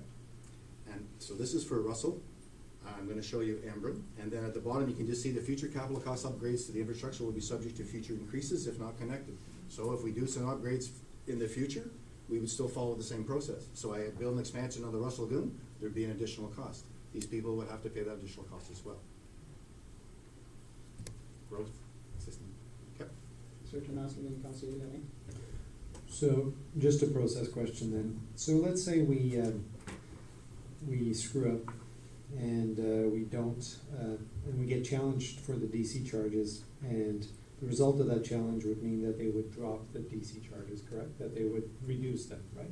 What happens here is usually two options. One is reduced, and one is there's a credit to the development charge reserves. So, okay, and so the result of either of those things would be a possibility of underfunding future infrastructure development That's correct. that we need to Expand. ensure that growth. And what would happen if that infrastructure is therefore underfunded in the future? Well, the portion that's being paid by the growth part would remain whatever it would be, and the remaining part would be paid by the municipality. Through the water rates sewer systems, usually coming from reserves, which would likely incorporate some type of rate increase then. So, It's hard for me to say, tell to you, I really shouldn't say I increase because I don't know what that number is. My job here is to tell you, I would presume, I'm probably, 75% sure that if we have to go find X number of dollars of money, well, we have reserves, they're for asset management, they're for replacement. Those reserves are used for a lot of things that aren't used for expansion of systems. okay, so I'm clear, so if the result of making a mistake where DC charges are challenged, we would be underfunded in future infrastructure development, and as a result, we may have to increase water rates. You would have to, To existing residents. that underfunding The would have flat to rate. come from the water wastewater Yeah, department. and so that's the flat rate that we talked about, that was at one time, I think 130 something, that went down to 145. 37. That's correct. To 37. Yeah. So it was at the 130 where we were paying that, and then dropped to 37 because we were well funded. That's correct. Thank you. Councilor Lee. Yeah, I'd like clarification on something there, because at this point, I'll say that on the sewage side, I'll understand it, because it's paid 100% by development, okay? Let's talk about water for a second. And this is where I think I wanna touch on Councilor Tarnowski's comments there, because if those 354 units were never contemplated in growth, never contemplated on the repayment of the debt, correct? Understood. Right? Therefore, there would never be a shortfall for not charging those amounts. I understand it on the other side, where there'd be a DC challenge, potentially, on the sewer side. Correct. And then there could be a shortfall on the future additional infrastructure needs of the community, like Councilor Tarnowski just mentioned. Correct. However, I don't believe that's the case on the water side, because they were never contemplated on growth. The developers are still paying for the 81% of that cost to get their share, which we know now has slightly increased, which is fine. So there wouldn't be a DC challenge, because we're not taking any units away from that growth piece. These are existing non-connected, as you said, not part of growth. Therefore, there wouldn't be a DC shortfall, because they're not contemplated in that DC study to begin with. Correct? They would be taken away from the total amount of units that are available for growth. So there would be a shortfall in the revenue stream that would be coming to them. But they're not contemplated under DC charges. No, 'cause And they're not- therefore, there's not a shortfall in DC No. charges for infrastructure costs. Understood. That's the point I'm trying to make, Okay. that Councilor Tarnowski was talking about. That's the piece that I wanna make sure that we understand. We can't just blanket and say, there could be a challenge, and water and wastewater are both gonna be affected potentially on the DC level.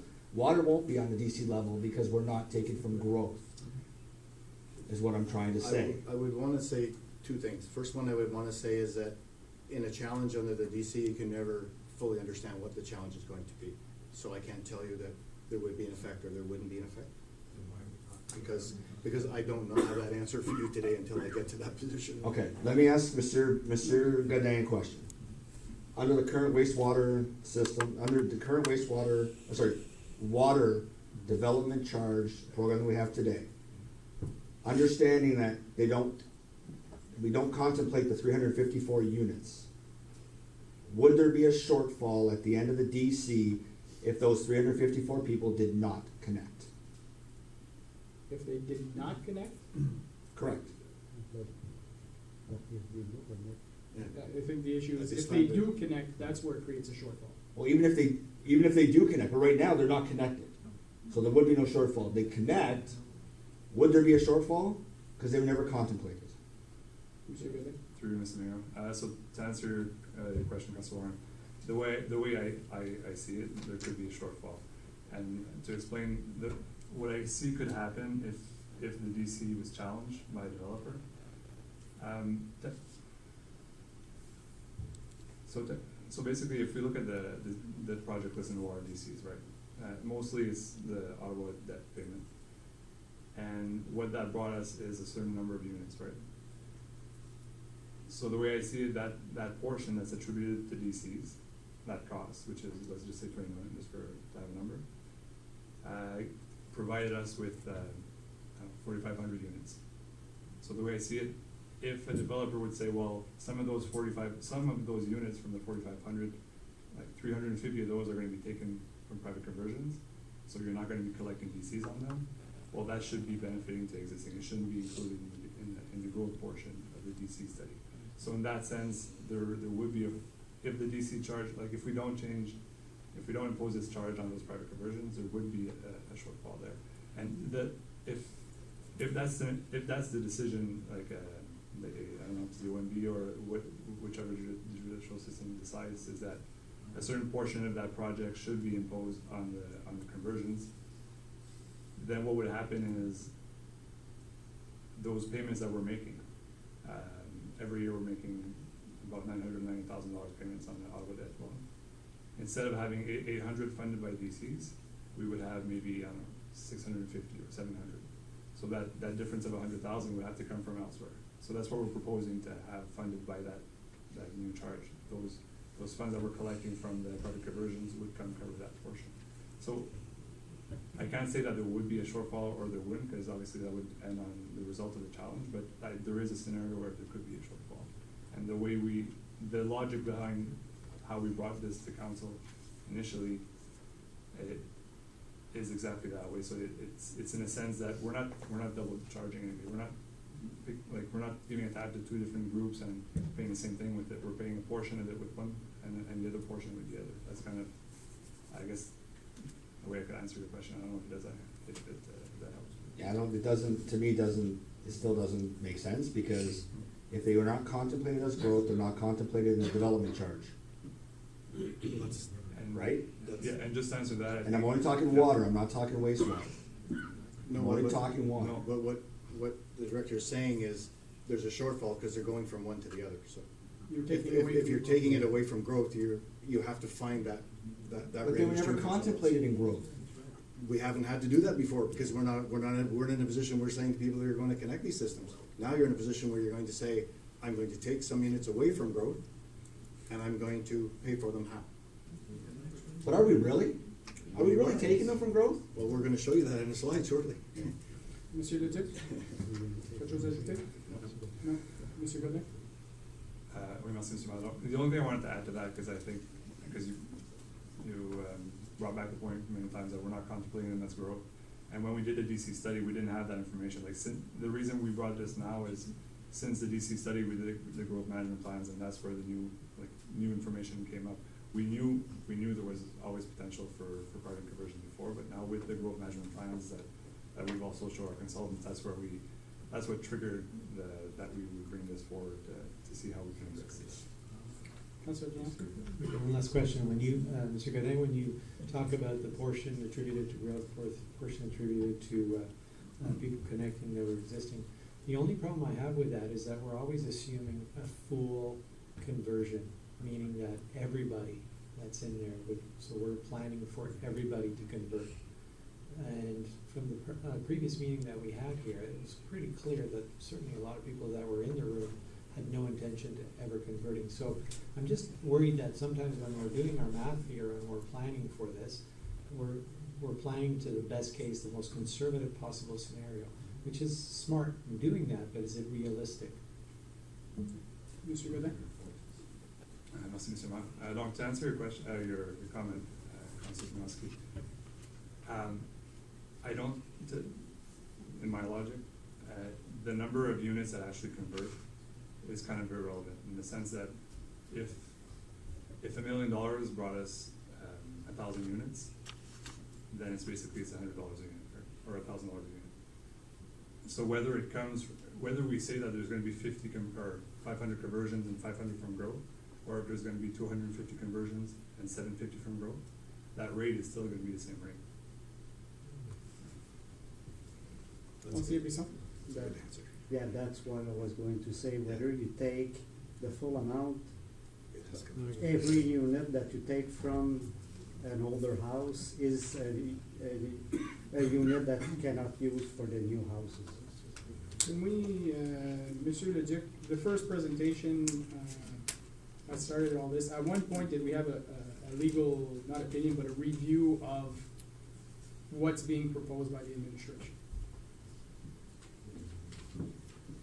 Mr. Mayor, yes, we've gone through this presentation a few times over with legal. So they reviewed this and they told us that this would meet the standards of the act. So, As recommended at $8,900. yes. Okay. Mr. Cullen? So we did the same thing for Embrun here. We looked at the sewage system, when it was built, how much it cost. We divided by the total number of units. We added the private connections, there's about 208. We took that total amount, we divided that by the gross capital cost, we come up with $1,058 to connect to the sewer system in Embrun for the unserviced areas. The water is the very same as it is in Russell. It's the same amount because we're dividing it by the total number. So the total amount that would be charged to an unserviced lot in Embrun right now would be $2,164. And this is option. As you say at top, it's an option. It's not the preferred option, it's an option. And that's why I want to make clear to council, it's an option. So then we were asked again about if I can proceed. We were asked again to ask about the flat rates. And kind of coincides with why we charge rates.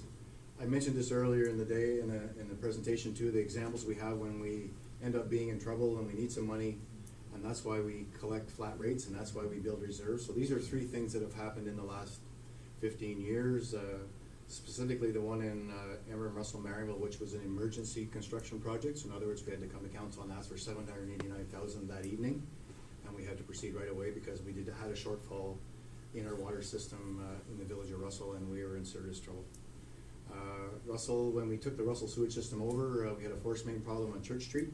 We had to replace the entire system, and the township had to pay for that, $565,000. And as we just explained a little bit about Ottawa Water, our share of Ottawa Water was $4 million, and the residential side of that paid that 100% of that $4 million.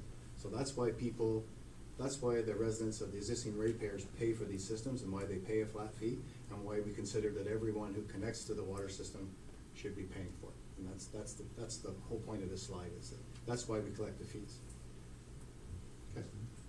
Councilor, Oh, Lorraine? sorry. Go back that slide. Yes, sir. Now, just on the fourth bullet there, where it says Ottawa Water System residential share 100%. That number there is the repayment over the 30-year term of the loan, correct? That's correct. So anybody connecting to the system over that period of time will contribute to that amount. If that's your statement, that's your No, I'm statement. asking you if that's what's happening. Well, Or should I be asking Mr. Godet? Well, The people that are not connected aren't paying it. No, but but the as people- they connect, As they connect. right, depending, not necessarily in 2009 when we got the water, and they could be, like I said, there's that 30-year term, so anybody connecting at year 28 is still contributing to that $4 million. That's correct. Okay, thank you. Councilor Buisson? But you just mentioned now that it was the one that were using the system, not the one that were connected on it, not the one that are not connected. It's the people that are connected to the system. Yeah, but right now there's some that are not connected that are paying flat fee. That's correct.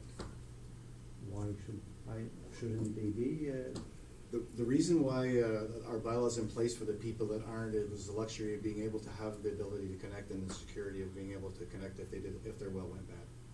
So in the bylaw 2015-39, I believe, I'm not quite sure, you hold me on that one, but the reason that bylaw is in place is that you have the luxury to connect at any time, but we'd expect you to also pay for the ongoing operation and maintenance of the system. And that's again, it's just fair-minded, we're just being fair-minded here, so. You know, if you want the ability to connect to a system that's there and you haven't paid anything for it, what's the reverse of that? So the reverse of that is, well, if you wanna connect to the system, shouldn't you pay what everybody else is paying? but you're not using it?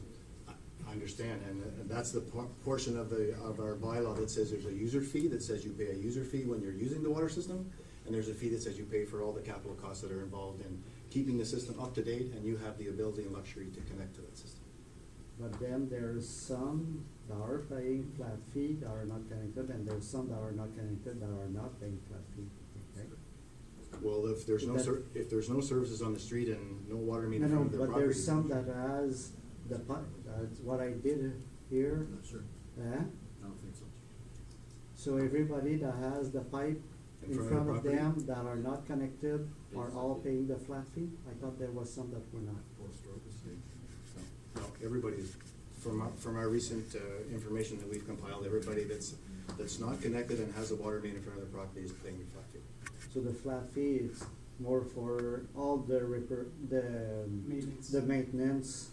That's what we explained earlier. It's for improvements, emergencies, operation and maintenance, reserves for future requirements inside the system. We have to rebuild it. Councilor Ode? I just wanna make sure my comment was understood properly by everybody. I didn't suggest that people who were not connecting, even if there was a pipe there, were part of that $4 million or whatnot, because obviously they are if they're paying that fee. My comment was more towards the growth over that 30-year period. We'll pay as they connect into the system, and that's all been contemplated in the loan. That in the repayment, that if we get X amount of growth per year over that period of time, that'll repay that loan in that period of time. That's correct. Okay, that was where my comment was. I wanted to make sure I didn't confuse anybody. Okay. Getting to the end. Council has been we believe the administration, our job is to provide you with all the information to charge the unserviced areas. Capital diversion charge under the existing acts of municipality, and that's just a statement here.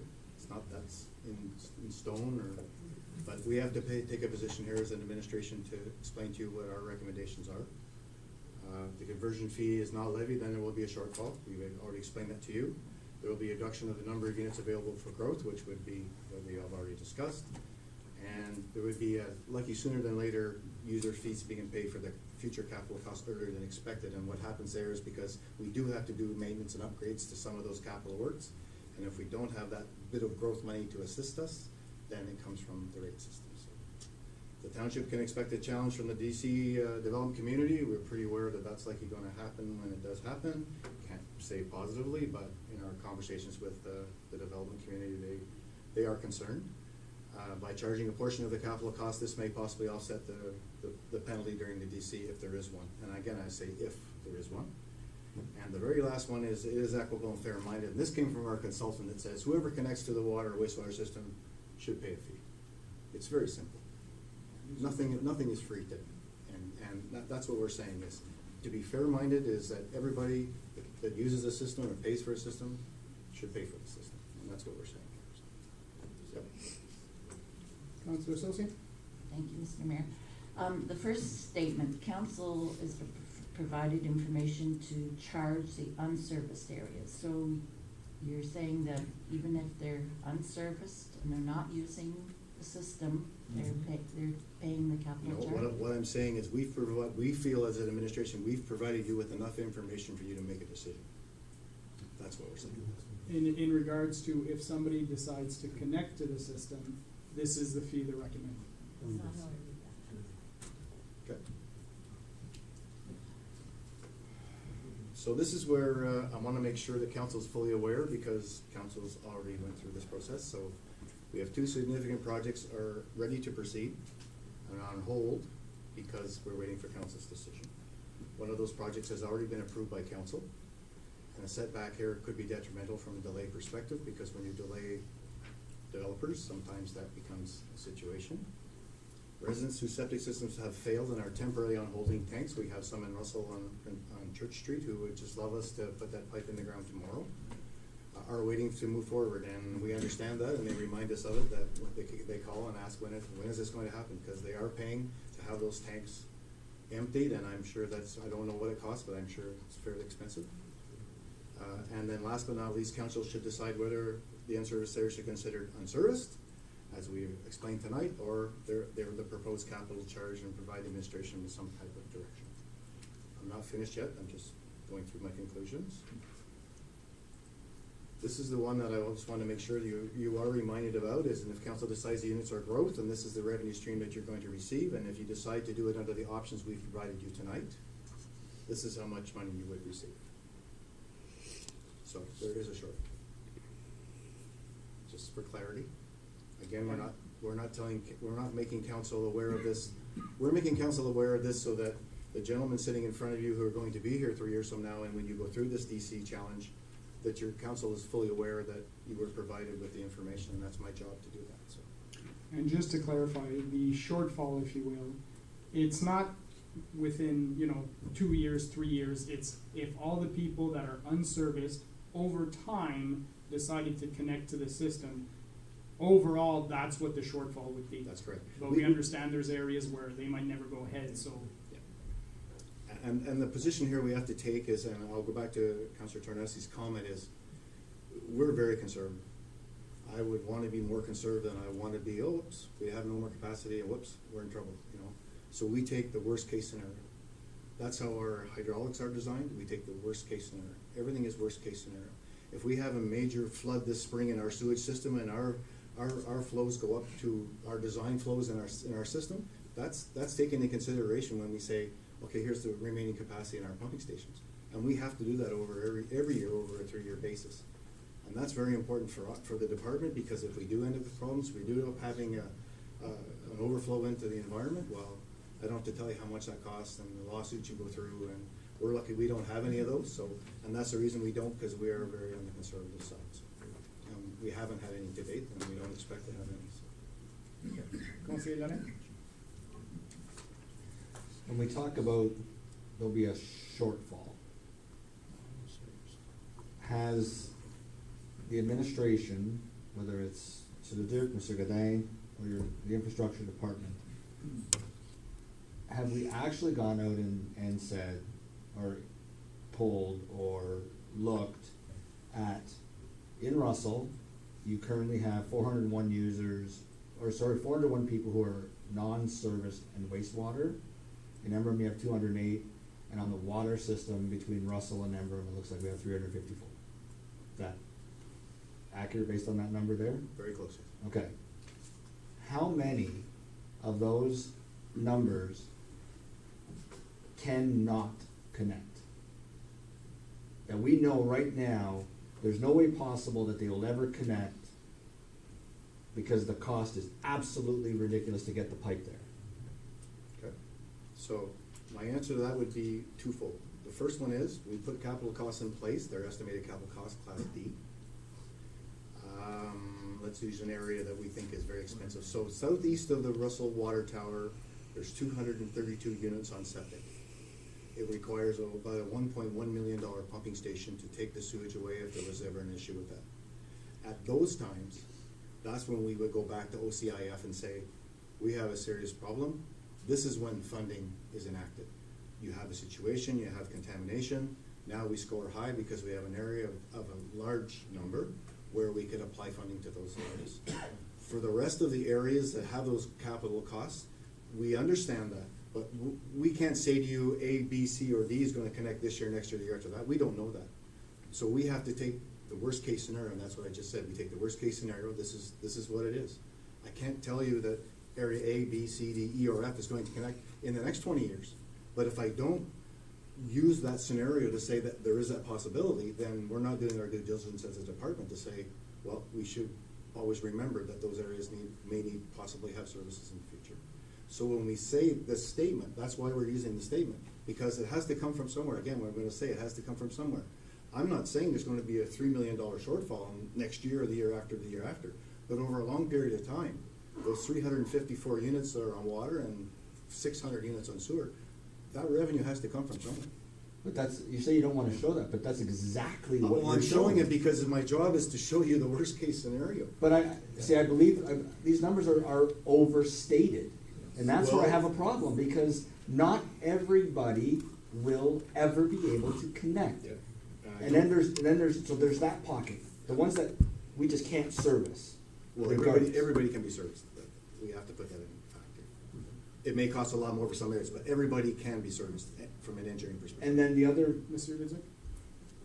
I think this slide, if you look at the more from a further away vision of it, you're taking away three quarters of revenues. Basically, it says that if you go with the lower option, you're getting 25% of the actual full loss of revenue. So therefore, it may be 100 units or 150, 260. It doesn't matter which number. Every time you'll be taking only 25% of the revenues if you go with the options of that we showed you on the slide, and the maximum is the 4 million. So it could go from $3 million max. It could go down to $500,000 to 1.5 million. Doesn't matter. You're only collecting 25% of what you should get.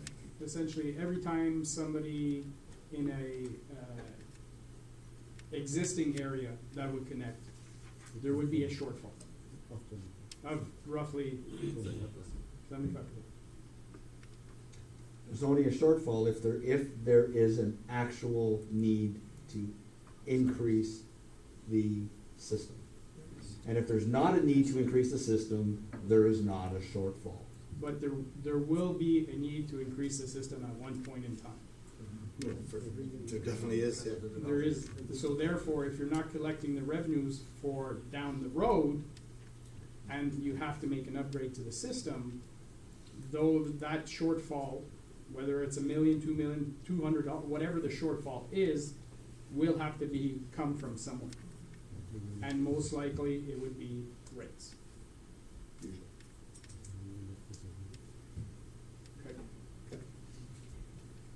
So just last, I just want to, just at the end, we have a current bylaw in place that as far as if council decides to go that route, where they're just going to charge a connection fee and something that we proposed or something else that they propose, because you could, then the bylaw would just have to be amended. We wouldn't need to have an entirely new bylaw put in place. We could use the existing water and sewer rate bylaw that's in place at this time. So it does have a connection fee in the bylaw already. It just have to be amended. And the verbiage as far as definitions would have to be changed as far as the areas, because we're showing you that there's more than one different classifications. Conseil Laurent? So, you said earlier that all areas can be serviced, and that's why we're showing the worst case scenario, right? Yes, sir. But don't we have, and I remember back on because I've been chair of the planning committee for quite some time, in the OP, are there not unserviced areas listed in the OP? And if that's the case, why would we include them in these numbers? We maybe have, I'll stand corrected to a certain point, we may have maybe one or two areas in municipality where, and I'll say it this way, is it's not in the best interest of the owner of that land to connect, but it's not areas where, that are serviced now with anything. So they're not stated as unserviceable? They are stated on the OP as unserviceable because the parcel of land that is there is unserviceable at this time. But that's because from an engineering perspective, that land can't be serviced. But there are no physically buildings there or any other buildings there, and under the OPF, I believe that's about the only way that could be established that way. Where you have an area where there's existing houses, there's always a way to service them. It's expensive in some areas, but there's always an engineered way to do everything, so. In the case of that area, I guess I can be very specific with you. It would be across from, Sobeys. There's a piece of land going along down to the river. It's so far below grade that would have, problems with the water in the springtime flooding the area, so it's in a high-risk area. And the second thing, to bring those service that small little piece of land to get services back onto Broadway would be like $1 million. So that person, when that land came to planning and said, it's not feasible, I would like to have my land classified as unserviced. That's likely the only one that I know of in the municipality. And that's the concept of it, because it's virtually almost impossible to do. For, people, when they buy a piece of property and develop a piece of property, it's because they know they're gonna make a profit by developing that piece of property. So what we have to do in our department, the planning department, is to make that establishment, can it really ever be serviced? And if you notice across from the doctor's office in Russell, we allowed one more extension of a house, but they have pumps in the basement, there's all these kind of things. So we're not trying to stop development in any area, but we have to understand that there's a way to do it, but what is the liability the township wants to accept to do it? And in that case, that property, it was just too expensive for that gentleman to develop.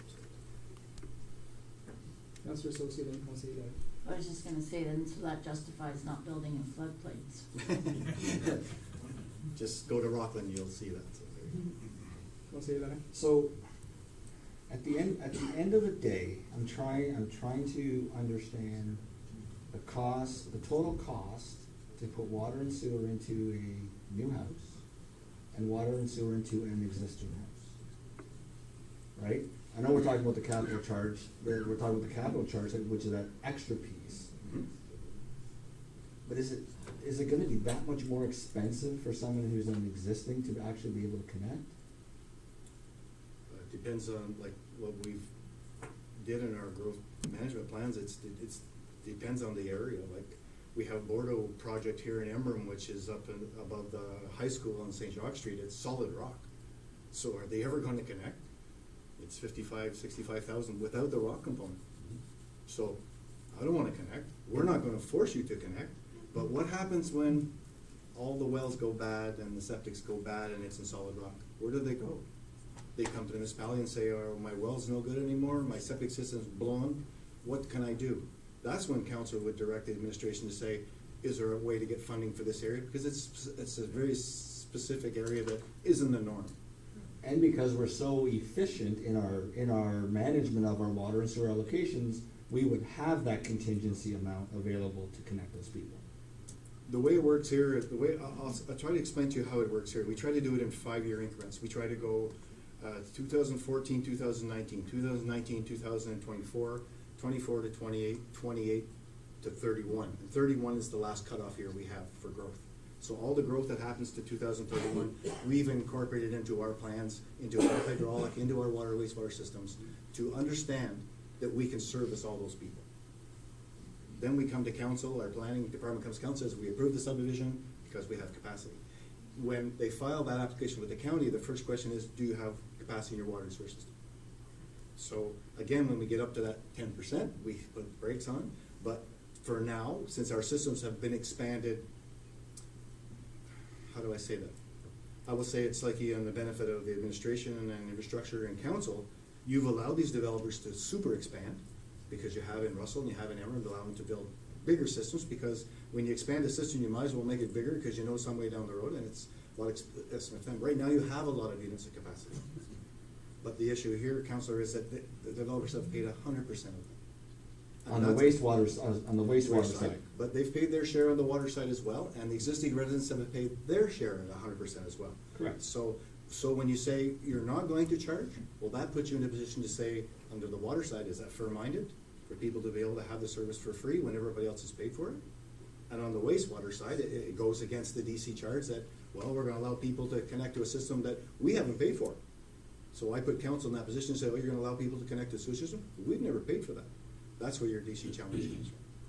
But on the water side, the people who do connect are gonna pay into that existing piece. That's up to council. Up until 2030, up until that debt is repaid. The people that do connect is a decision that council has to make. And that's why we're here tonight, is you're gonna charge. Well, no, a fee. everybody connects, pays a flat fee, which pays into the debt. But that's not established now for the unserviced areas at this time. If they're gonna get a water unit, they're gonna. I know that, but. They're gonna pay into that council- debt. Council has not made that decision right now to say this is what we're gonna charge and here's how we're going to do it. And how we're going to put that in place. We haven't decided that. So, The units capacity are sitting there, but I need council to say, okay, we're gonna charge A or we're gonna charge B, and then we walk out the door, we come back with a report to council, say, okay, here's how we're gonna structure it, and here's how we're gonna, set up the fees and charge the rate. so, just so I'm clear, are we suggesting then that the 354 existing unserviced units could be charged a different flat fee than existing, even though they're gonna be on the same water service as everybody else? No, what we're saying is that all the people that have paid for the water system since 2010, who've paid for Ottawa Water, we would reluctantly think that the people who are not on that system should also pay what everybody else has paid to date. But what about the person that signs in year 25? They're only gonna pay 5 years of that debt. No, he's gonna go back to 2010. No, he's not. Well, that's what's council's decision. Our recommendation would be, yeah, you're gonna pay back from 2010 till the time you can. No, I'm under, hold on. Monsieur the Duke. Let's hold on, let me explain that maybe just a little bit further. So you have, I can go back to the slide. Let me go back to the slide. Let me go. I'm gonna ask Monsieur the Duke a question while you go back. Sure. A person who connects to the system, anybody, in year 25 of that loan, are they being charged back to 2010, all of the fees, or are they connecting and paying the residual amount that is outstanding going forward like everybody else? I think there's probably two answers to your question. One, we showed a slide to you tonight that shows you that if you were to take whatever people have been paying from 2010 to today, it's about 1,500. Okay, I think we're Okay. confusing the 354 here. I'm not talking about them. I'm talking anybody else that joins into the system in year 25. Yes, when they'll join the system, they'll pay whatever fee, the flat fee is at that time, whatever that is. And going forward, Yes, they will not pay back. that's And- correct. And your, Hmm? and Right. development charges, if And it's the new NDC construction. charges. Because you're not talking about the 354, Right. therefore it's automatically growth. Right. Which is in part of, which is the cost of their house, they pay the $4,000 for water, or whatever that number is, that's all incorporated into the price of the house. Then they pay their fee on a flat fee basis going forward till the repayment of the debt is done. They're not paying a back fee.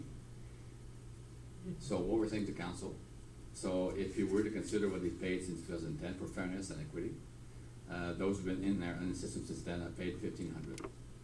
So if the person comes in 10 years from now and you say it's been $3,000 paid, if you charge $8,900 back then, at that time too, you could credit these people joining the system from what they've paid a flat fee since 2010, or they should have been paying. So you can go back, and what we say you can go back is because, for fairness, we've only showed you that right now out of the 8,900, 1,500 has been paid from existing, right? That's what we showed. So you're saying, for example, somebody who is paying a flat fee currently that's not connected to the system, decides to connect down the road and we have the $8,900 in place, we could say, we'll credit you everything that you've paid until that $8,900. Is that correct? If there's a connection fee in place, yes. If there's a connection fee in place. Monsieur Latte? Okay, you guys are spinning it in all different ways. It's a simple question. I will There's say what's been proposed tonight. There's a growth aspect to the repayment of the debt, correct? And I'm gonna throw a number, 175, 180 units per year need to be built in order for us to repay that debt by 2031. Is that a fair statement? Yes. Then those 175 people every year are not paying back charges. Okay, that's what I was asking, and that's not what was being answered. Everyone was going back to the 354, everyone was going back to the people that have the service in front of them but are not connected. That's not my question that I was asking. I was asking anybody that connected to the system, are they being back charged? And the answer is no. Monsieur Leduc? The answer is no, but you should certainly question the equity of it when you come into a system where everybody's paid about 95% of the system, and now you join in for free. I think you But should the question- repayment of the debt is scheduled on the fact that 175 people will pay in at year 1, 2, right to 30. Yeah, It so- doesn't contemplate them paying back charges to 2010. So yes, there is an advantage to the guy who comes in the last month and pays that $175 for that 1 month compared to the guy who's been paying since 2010 into the system. Right, but I'm saying we're not back charging those people. No. And I got the answer from Mr. Cullen and Mr. Leduc that said yes. And I wanted to clarify that that's not the case. So, if I may, what's being proposed tonight is that they would pay what everybody else has paid to date. So just, And The when- unserviced existing. And serviced. Yes. Yes, and then they would pay the flat fee, which is there, at $35 a year, every year until such time they would connect. That I fully understood that. Okay, the people that are currently paying a flat fee, if you were to charge the $8,900, it would likely be in our best interest to say, what you've paid today will be deducted from the $8,900 that has been put in front of council and approved. So in other words, if you've paid $1,500 or $1,900 over the last, since 2010, and you put the 8,900 in place, we would subtract that amount from the 8,900. That would be the equitable way of doing it. The equitable way of doing it. if you think clear, Councillor Bisson, Councillor Tanaski, and Dr. Councillor. Yeah, just one section that is confusing me a bit now, because we were saying that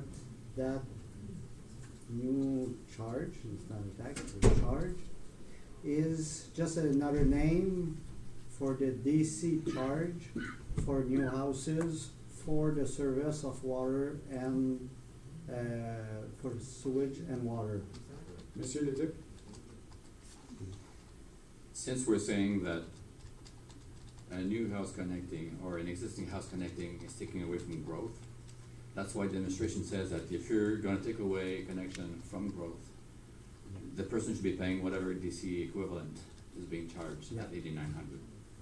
But now we're talking about repaying the debt at the back, but what I thought of DC was DC is for the future requirement of growth, the charge for future development. So why are we talking about the back debt instead of talking about what are the costs coming up? Monsieur Godin? Merci, Mr. Mayor. The reason we keep coming back to the Ottawa debt is that we issue a loan on a 30-year period. So we're paying that debt up until 2041. So we haven't funded that yet. We're still paying that every year. It's almost $1 million a year for another 22 years. So, and if we look at sewer, it's more clear cut because we have pumping station or lagoon expansion and stuff like that are future capital projects. When we look at Ottawa Water, and that point came up a few times, we already have the capacity, but we didn't pay for that capacity yet because we're still paying the debt for 22 years. So that's why we always get back to that Ottawa debt. How many units did that Ottawa project bring us, and who's paying for those units? So I think, and correct me if I'm wrong, I think I understand where you're going. You're stating that because we're talking about a capital charge being one thing and we're talking about the flat fee being another, we've talked about crediting the flat fee against the charge, but it's really two separate items. Yeah. But that's not what he was asking. To demand it. That's not what Monsieur. A bit, because I'm just saying that we're talking about the maintenance and the back charge, but I can understand the part that, because the DCs, in the calculation for the DC charge on a new house, the amount that is due to repay for our law is calculated in it because it's future. But it's kind of an extension what Mayor Leroux mentioned. So why are we talking about subtracting the other one? Because the other one is just for the flat fee It's more for the maintenance, there's a bit of the fee. Mr. Goodman? I think I understand where the confusion came from, and it's when we started talking about crediting the flat fee, right? And when we were speaking on that, it was regarding that, a really specific group of properties which have the pipe in front of them, and they're paying the flat fee, but that they're not connected. So I think what was trying to be said here is that kind of figuring out how do we treat that particular group of person. Just if we take, for example, if council adopts this and gives direction to have that $800-900, just as an example, how do we treat that group of people that have been paying that flat fee for 10 years potentially, right? Do they have a credit because they've been paying a flat fee? I think that was what was being proposed, and the idea that since they've been paying into the system for 10 years or 8 years or 5 years, should they have a credit equivalent to what they've been paying towards the Ottawa debt? I think that's what it was, and that's kind of one of the ideas of how we saw it could be fair. It's not necessarily what we should do or what we shouldn't do, but it's something that we're going to have to address if we bring back a bylaw. That specific group of properties, well, how are they treated? Yeah, but on the other way, the comment of Mr. Collin was the flat fee, otherwise don't charge it at all, and stops charging it. You mentioned that we're charging it because it's a kind of service, because they will be able to connect. But if it's to pay for the service that the other are using, saying don't charge the flat fee to the one that are not connected. That's why there's a bit of confusion in those two different scenarios. Mr. Goodman? So I think what you're talking on is it's a pertinent subject, and it's related to what we're speaking on, but it's not really what we're bringing forward here. But I mean, that's what it says in an existing bylaw, and if council chooses to change that and to remove that clause that says that if you have services in front of your house that you have to pay the flat fee, that would be council's prerogative. But I'm not going to say that that's what I recommend. Yeah, because it's two different things. Councillor Tanowski? Councillor Sosi? Okay, so I have a question for Mr. Cullen. When you said I'll use the Bordeaux area as an example, and you said it's unserviceable because of rock and what have you? Not unserviceable, expensive to be serviced. Okay, but say that area opts to not be serviced, and because they can't afford it because it's so expensive. So will they be charged the capital charge of $8,900? They're not connected. No? Okay. The capital charge is only for those that connect to the system. Okay, I just find that hasn't been clear. I think it's been clear since day one that it's only when they connect to the system. That's the recommendation from the first report in June, that it's only if they connect to the system.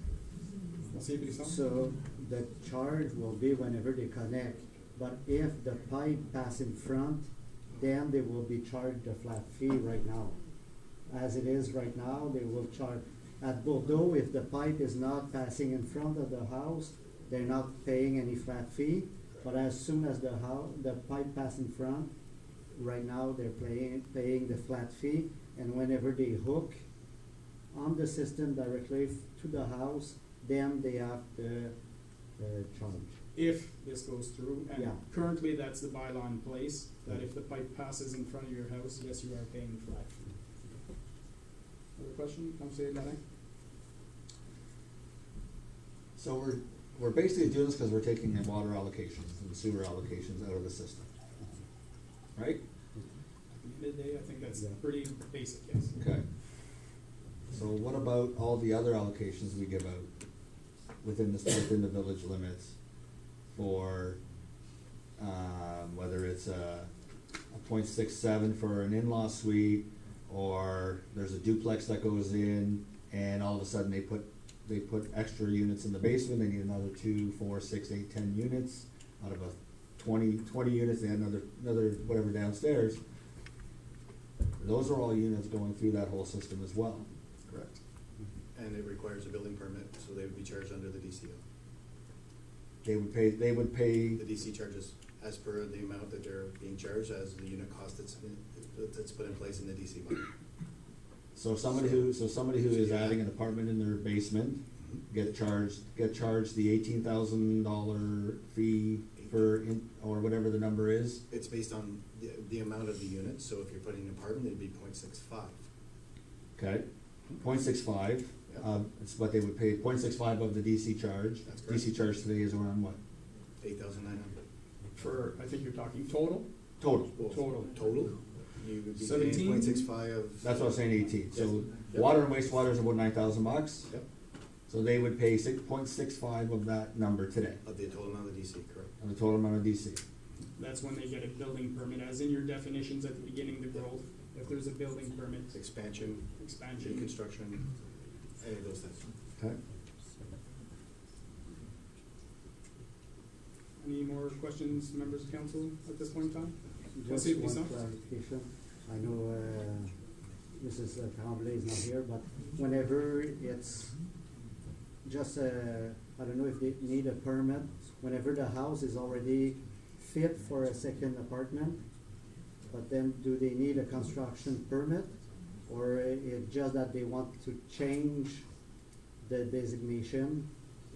I think you're referring to somebody who has an illegal apartment that decides they want a legal apartment? Something like that?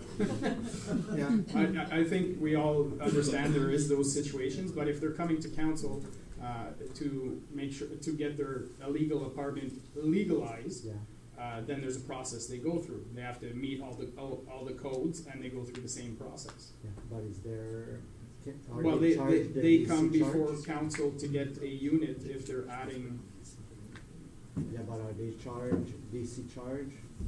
Monsieur Litzer? I think some cases might, I think a good number does not, and I think the issue raised by Councilor Darnay will be looked at. Good, definitely. Because whatever decision we make, I agree, you know, there has to be a level playing field for everybody involved.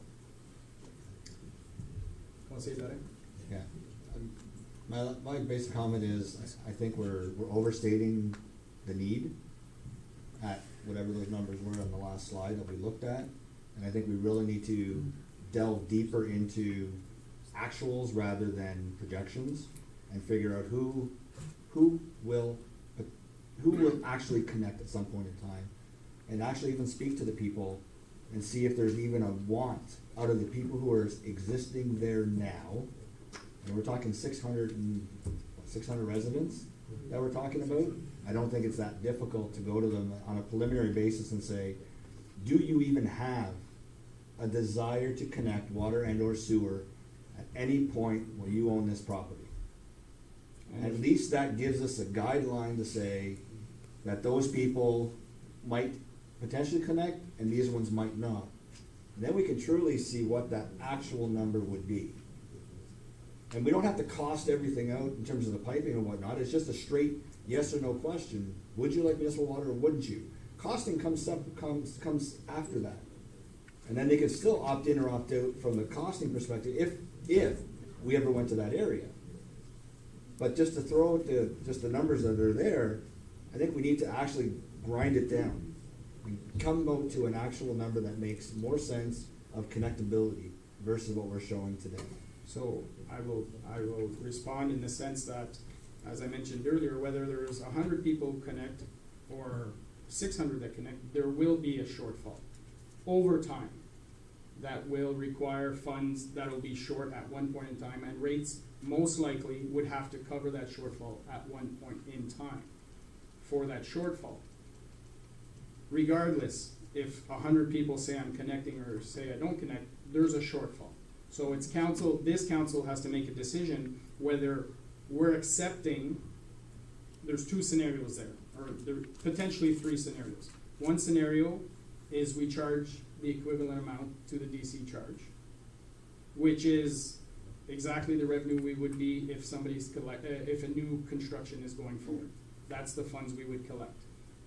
We go with the second option, where we see that the potential is there for a loss. There'll be a loss, whether it's $1 million, $2 million, or it could be, that's up for discussion. That's with time, as people decide to connect to the system, we will see that loss go forward. Or three, we charge nothing. That's the three options presented to council. but the reality is there's implications to the decision we make. Conseiller Brisson. Yeah, there's few things. A unit is a unit, as I did mention from the beginning, but I can understand that that's the worst case, and we won't lose that much, because they won't all go. But asking the staff even to go to houses to ask, it's a lot of work first of all, but what tell us in 10 years, whenever they sell their house, the new owner may want the new system, and at that time, they will take a unit for growth. So it's no use of going to all the houses knowing, do you want or don't you want? It doesn't make any difference. Yes, the number will be smaller. That's the worst scenario. But as they were saying, instead of 3 million, it might be only $100,000 if there's only one that decide to hook that is not paying. But it doesn't change anything in our life. It's the same principle. A unit is a unit. Councillor Tanaski? Councillor Larry? I'm gonna disagree with a couple of things that you said there, and the first one is it hard to communicate to 600 people? No, it's not. We hired a summer bylaw person to go out and check dog tags and see if houses, so they went door to door.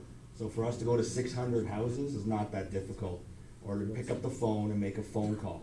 It's not that all encompassing, it's very simple. It's called communication, open and transparent communication with those residents. So that's one point. The second point is, in terms of, does it matter, the number? It absolutely does, because let's say you grinded that number down, and at the end of the day, 75 people wanted to go. Now, what type of impact does 75 people over a period of time connecting to the system actually have to the serviceable needs of the system? It may have a very minimal impact and therefore not require additional infrastructure upgrades. And those upgrades would only come when a large amount of units are being required. So it does matter what that number is. So that's why I'm saying we should be going out and seeing at a point in time, and you scale it and say at this point in time, this amount of people think that they may want to connect while they still own this house. And that number from 600 could be down to 50, who knows? We don't know yet because no one's asking the question. So let's ask the question. So the reality is, 75 people, if we have no charge, $8,900 would be a shortfall of $667,500 in revenue. So that's the potential revenue loss. When the work needs to be done at one point in time, there would be that shortfall dollar value at 75 homes. Councillor Saucier, then Conseiller Dussault.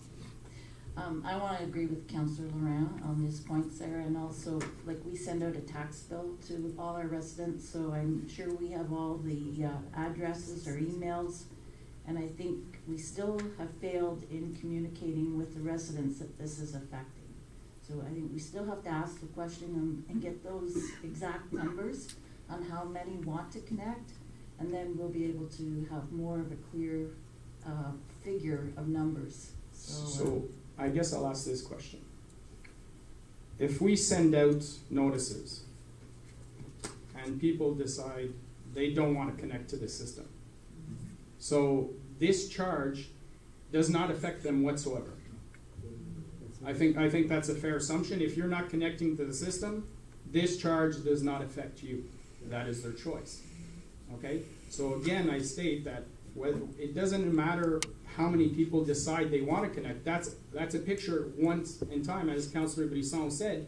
You know, we could have 10 people that say they want to connect today, and next year with a whole bunch of house sales, we have 100 people that decide they want to connect. That's a floating. And honestly, if you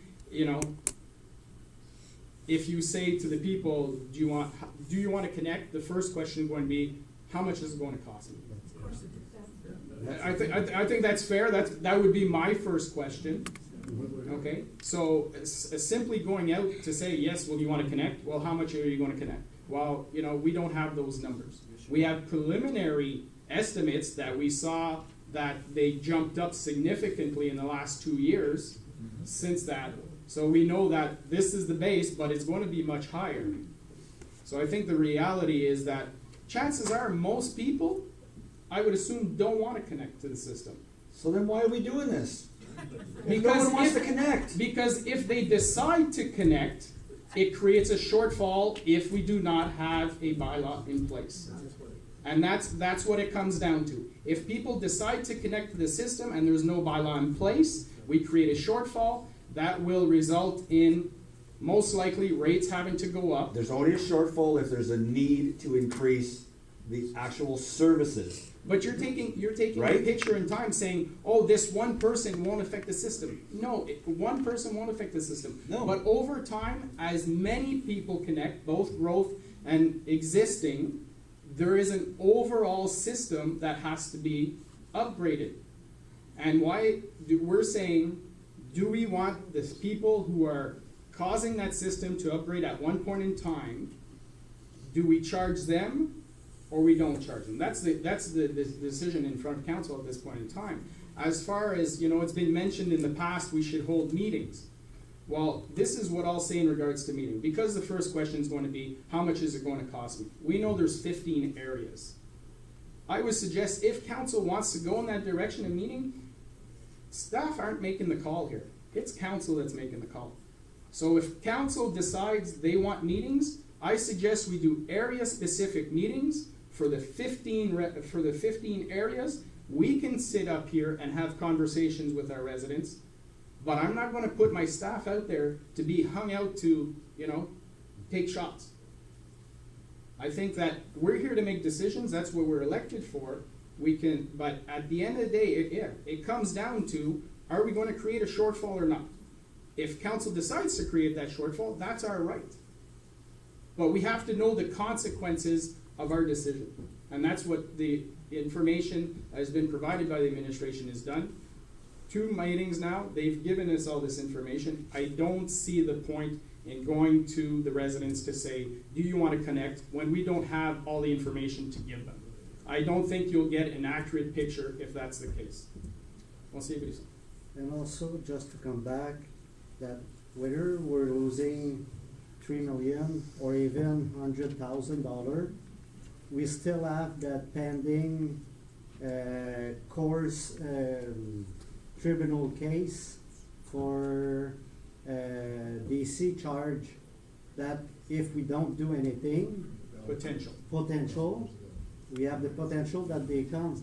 So saying, okay, if it affects just a few houses, what the difference to do if we we take our responsibility and charge it now, and that way we did due diligence for the DC charges, not to go to tribunal for it.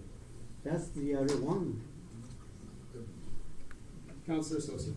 No, sorry. No? Okay. Conseiller Laurent? Yeah, just to come back to council making decisions.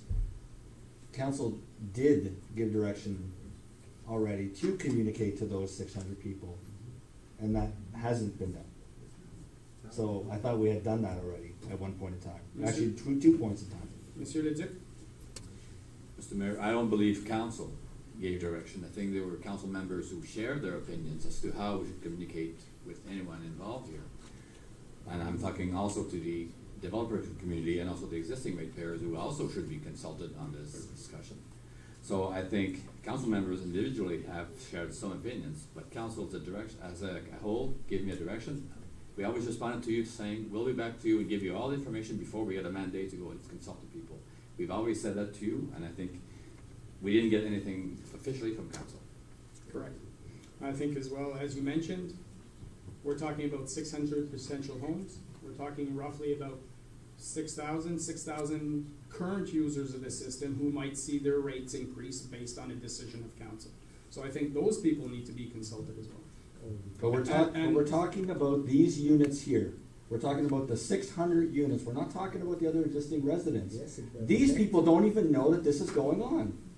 I've talked to several people that Have I you talked don't. to 600? I've talked to several people that are not here tonight because they understand the process and they understand the way of thinking.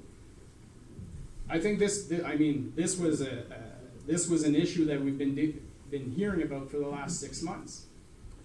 If, as I said, if council wants to have those 15 special council meetings with specific areas and get that, I have no problem, and I suggest that's what we do if that's what council wants. But again, as Monsieur Leduc said, at every meeting, yes, there was suggestions made for this, and Monsieur Leduc clearly stated, they will bring back information to council, because at the last meeting, there was a lot of questions that council needed information on. And I think the administration has done a fabulous job to try and answer all those questions that were posed. Conseiller Brisson. Monsieur Leduc. Quelque chose à ajouter à ce point-ci? So, it is now 8:24. We have a question period. I drank this whole thing. So we're going to take a 5-minute break, and then we'll proceed with questions at that time. Thank you.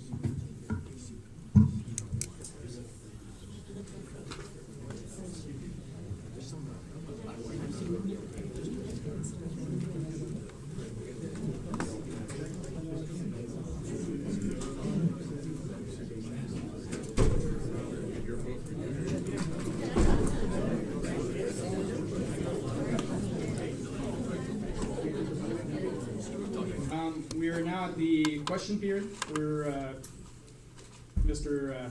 Baker is an old pro at this. The sheet is there, just please fill in your name and address so that we have the record for the minutes at a later point in time. And please ask a question. 208 Forest Road. So I'm going to declare that I'm an existing, non-connected to the water system. Okay. I have an existing water line going across my property, but I'm not connected. It's not clear to me that when I do connect, what it's gonna cost me for the DC charge. So it's a to be question. clear, it's not a DC charge you would be paying. A DC charge is for new constructions. A capital charges, which is being discussed this evening, Okay. that's, if council put that in place, that's what you would be paying. So the capital charge is what's being discussed here as a DC charge? Is that what this whole? No. I'm confused then. So the $8,900 is a capital charge? It happens to be the same amount as a DC charge. Yeah, so, Because the DC Yeah. Act yeah, allows us to charge Yes. those fees for new construction. I'm okay with that. Okay. So one of my questions is, it's not clear to me, and if you're gonna give a rebate, that might be discussed as when you make that. So my question then is, why don't we just give all of these units over to growth and let the developers run with them and pay the full charges? And then, when we go to connect up, we'll just be like a developer. We will pay whatever the rates are at the time. Why not do that? So that's essentially what is being proposed. That's the $8,900 that is comparable to DC charge. No, I understand that you're under the concern that the developers are going to revolt when it comes to looking at the DC charges. It's because okay. So when we redo our DC charges, Yeah, okay, if we let existing, I want to make sure if I get the terminology mixed up, correct me, staff. If we were to if we don't impose a charge, the capital charges bylaw, we're essentially putting in place. They could say, look, we paid in the case of sewer, we paid 100% of the costs, and you're letting people connect to the system Yeah. without paying into that yeah, system. no, I'm not suggesting that, sir. I'm suggesting that rather than holding back, as Jamie was talking about, we've held back these 600 units because we're expecting at some point the people who are not connected to the system will connect. So let's just assume we're gonna give all of those over to developers now. So there's nothing held back because there's no benefit to us. Right. We're gonna have to pay the capital charge when we do connect. Yep. So give it all to them, so they're not gonna revolt to you. So, They're not gonna revolt to you. You're gonna have, you're gonna work with them, whatever your costs are going to be then. So you're not holding back from them something that they could be using. so correct me, Mr. Leduc, Mr. Bogon, Mr. Cullen. Right now, we have a pot of units available. There's no hold back specifically for, is there a hold back for these 600 units? No, not at this time, no. No. So it's just if they decide to connect, that essentially it's all growth. We've calculated it all as growth. And if these areas do connect, they're taken away from growth. So why would they have a concern when it comes up to renegotiating their DC charges if these capital charges are going to be the same amounts that they're going to have to pay then? So if the capital charges is put in place and is the same amount, Yeah, then there won't be a problem. that's right. That's what I'm Right. suggesting. So let them have them. Let them have them. They can do what they want. So if you're they want. suggesting that we put the capital charges in place? My suggestion is that if you're going to impose them, give them all to the developers to be used. Okay, just to rather be than- clear, we're not imposing this. If, No, no, if if- you I decided said to if. connect to the system, I use the word then if. you connect to the system, then you would pay. Yes, that's what you're proposing. Yeah. And I So think. you agree with it? So I think if you're gonna treat everybody the same, then I suppose that would be reasonable. But I don't see any benefit to it being different, except it seems like a lot of money for something that I don't see any incentive for someone to want to connect up unless they wanted to sever off their property. I don't see any incentive because the costs are way up.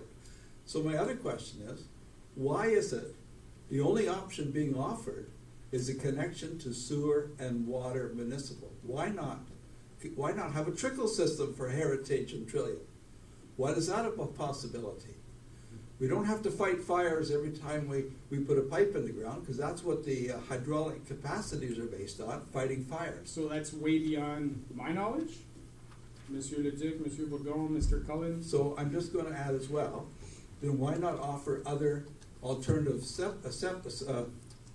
wastewater treatment, on-site wastewater treatment system that also are approved through the building code? Why can't those be offered to residents that have failed systems on Church Street? Why are these not options that are being presented to lower costs to we as residents and providing the service that the township wants to provide? Can anyone answer that? Monsieur Cullen? I think to answer the first part of the question is on Church Street, we're servicing not only the existing people on Church Street, but we're servicing a developer's subdivision plan of 345 units. So the trunk sewer needs to be installed. I am quite aware of, it's not called a trickle feed system, it's called a small bore system. And small bore systems are installed all over Ontario. They have some benefits and they have some non-benefits to them, but when we are servicing these areas, all the alternatives will be looked at, including those. At this time, I will say at this time, it's a conventional system that's been put in place for all of those areas, conventional, because we have to give a mandate to the consultant to provide us with some type of information. The only holdback from the trickle feed, or what we call small bore system, is that they do get clogged at some times, and it presents a problem. But the benefit side of that is that some people can still keep their septic tanks, they hold the hydraulic flow that they normally have, and they trickle feed that into a small bore system, a smaller system. So there's not a large capacity of demand during, the evening periods and the morning periods when people use their services. So that could be, at one point in time when we look at the area specific, that could be Yes. an option. Has that ever been proposed to any area? Right now, we're doing phase 3, which is to look at other alternatives. That's one of the options we have on the table here. We have a phase 3 in our business plan for this year. Those are the options we look at. Like I explained earlier, there are other ways to do this and the other engineering ways. But if I put out an RFP and say I want to have 9 alternatives, well, I'm going to get a $500,000 RFP. So what I got was a $200,000 RFP to look at least giving me the basics. So I'm putting a gravity sewer in the street and I'm putting a water main in the streets. But it's a very good suggestion. Councilor Kanowski? I just want to clarify, because this is new to me too, so a trickle feed or bore, whatever you call it. Small bore. Small bore, is that would be on a personal lot, like that's all self-contained as a septic system would be? The way this small bore system works is that we use your existing holding tank that you have in your, the only issue with that is there may be some that are very old. But what happens there is if the tanks are in good shape, then there's no infiltration, and then we get a good a good number as far as demand during the day or during the night or in the mornings. And then what happens is the septic tank remains, the rest of the system can be removed. Then the sewer system doesn't need to be designed, usually they're designed at 4 times the average flow. Now we can design it at 2 times the average flow, so the 10-inch pipe can be a 6-inch pipe, So just which to- saves money long-term. And small bore systems can be installed without having to excavate. So there's Just to small be- pressure, low pressure, so you still have to use your pressure tank you have for your well, and you still have to use your pumps. So just to be We're not, clear. we're not this- talking about water here, we're talking about sewers. I'm talking about water. The trickle system that they have in Carlsbad Springs is for water, potable So, water. But just to be clear, in this case, this would be infrastructure costs Sure. related to the project itself. That's correct. Not to No. the capacity in the system, which is the capital charges we are discussing at this point in time. That's correct. So, But I think people are reeling at the big costs, which include the 8,900 potentially. So I'm just saying that, you know, if, let's just say you could get those, let's say somebody's thinking on Heritage, that they're gonna have to pay $70,000 of construction costs. And then they're told 8,900, well, that's a lot. So what if the cost now is a small bore, a different alternative for their septic, and they're going to be paying, say, 30, I'll just pull a number. right, but at. $40,000. But again, that's related to infrastructure costs, and that can be discussed when the project, when the will to move forward. But it's the overall cost, sir, that people are reeling at. The $8,900 is a lot of money, but it's not what's going to put a person out on the street. It's the construction Right, but cost with it. At this point in time, we're talking about the $8,900. And I understand it's a part of the overall Thank you. discussion. Thank you. But the reality is the residents cover 100% of that cost. Yep. So at this point in time, the discussion, as I said earlier, is we're basically down to, do we create a shortfall or we don't create a shortfall? That's, at the very basic, is the revenue stream. And of course, obviously, and the residents make the decisions whether they want to connect to the system or not. We're not forcing them to connect to the system or not. You're a perfect example. The pipe went in front of your house. You were not forced to connect to the system because you didn't want to connect to the system.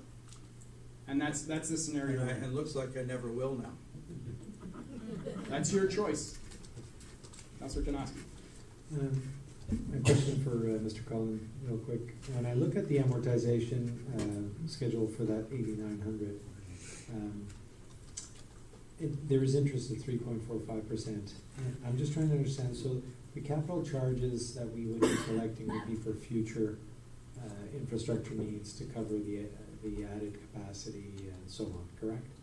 Correct. Is there an argument for not charging interest on that, considering that we're gonna collect the money, we're gonna be getting interest on it, or no, I'm sorry, we are technically gonna be holding some of that money without using it, or we might be using it in year 10 or something like that.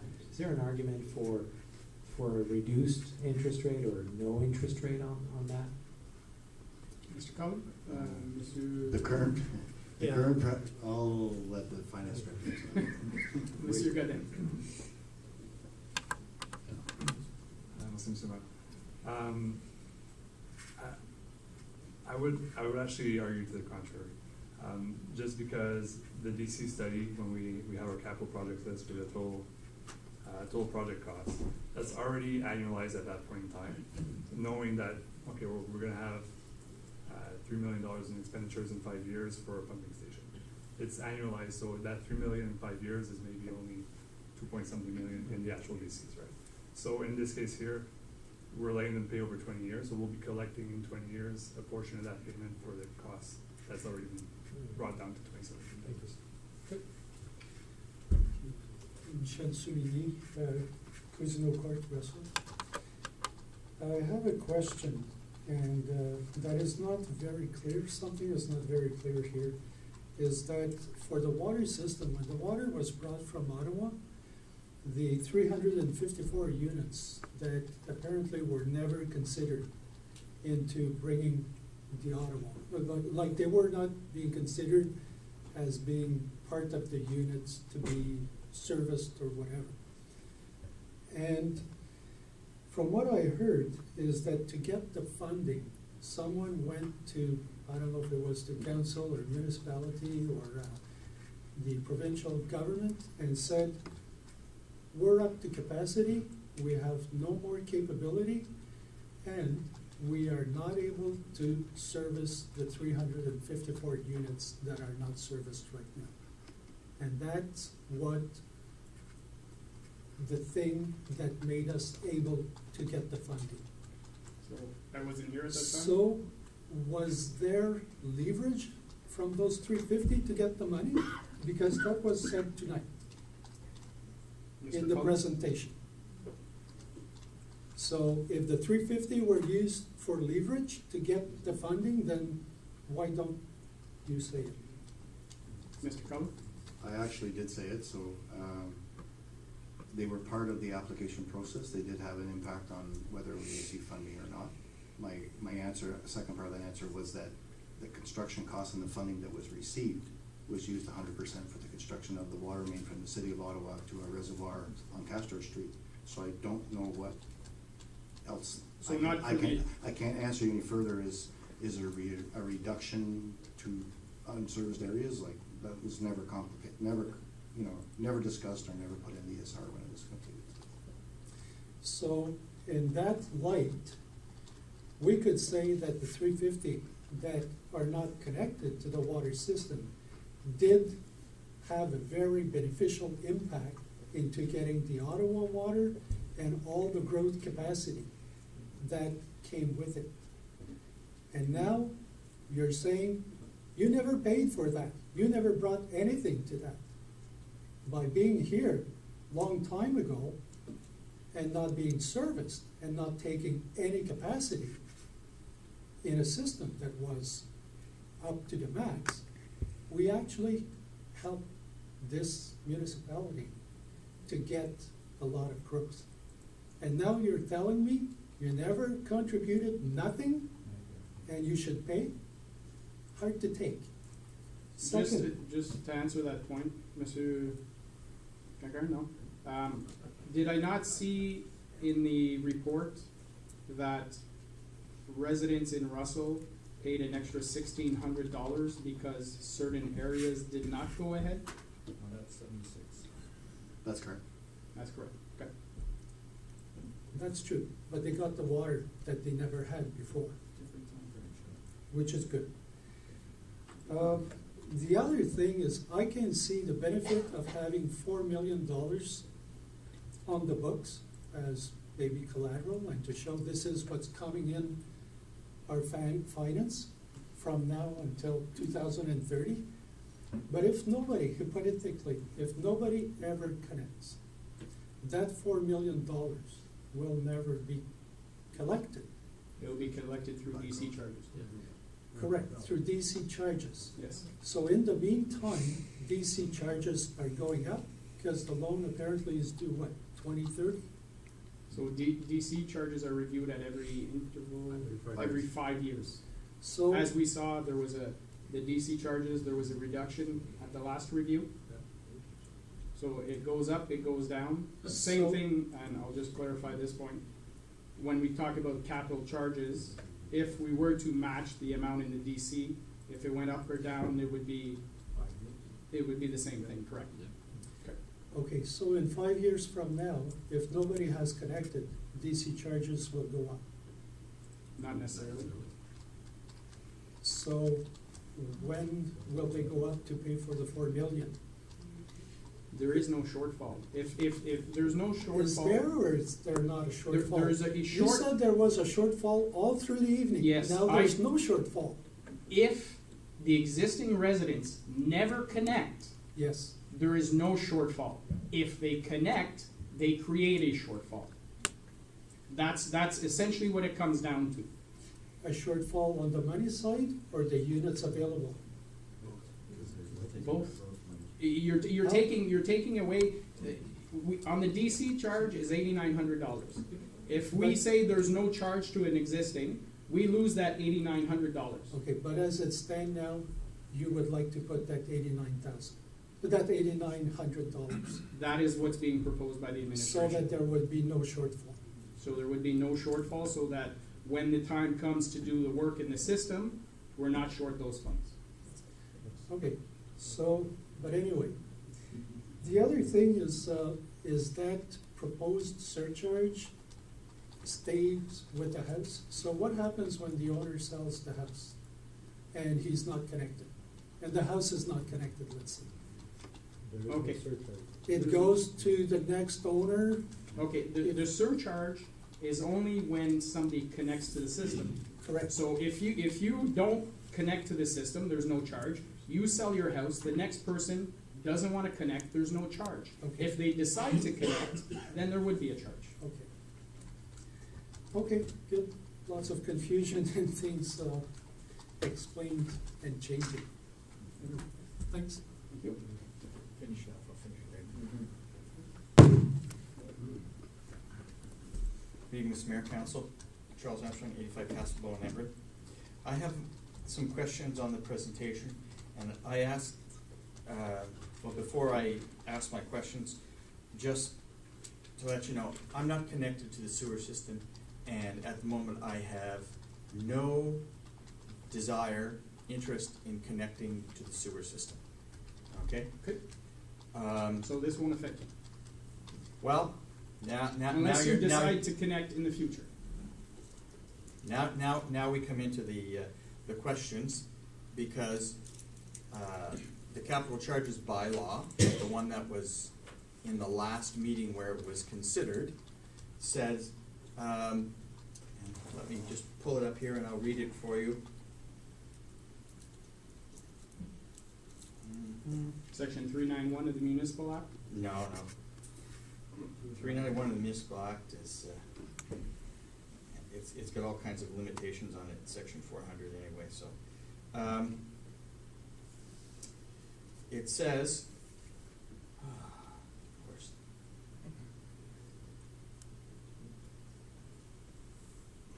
Perhaps you could find your question, let the next person go ahead okay, and no, move it. anyway, it says that we will connect the earlier of, and the second section says, whenever council has a plan to install services in an area. Doesn't say when we connect.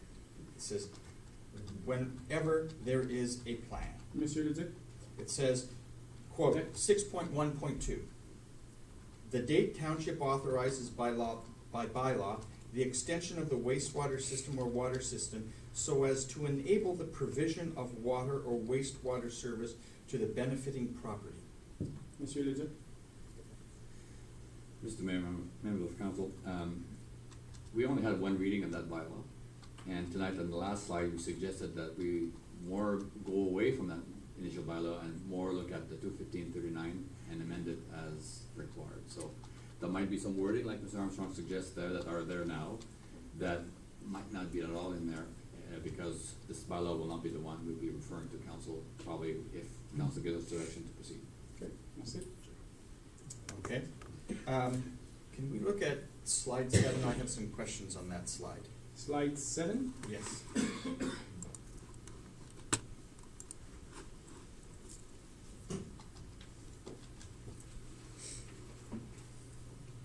Okay, the third point says, the growth is required so the revenue from building permits can be used for future municipal capital projects. And most importantly, offset tax increase in the annual budget.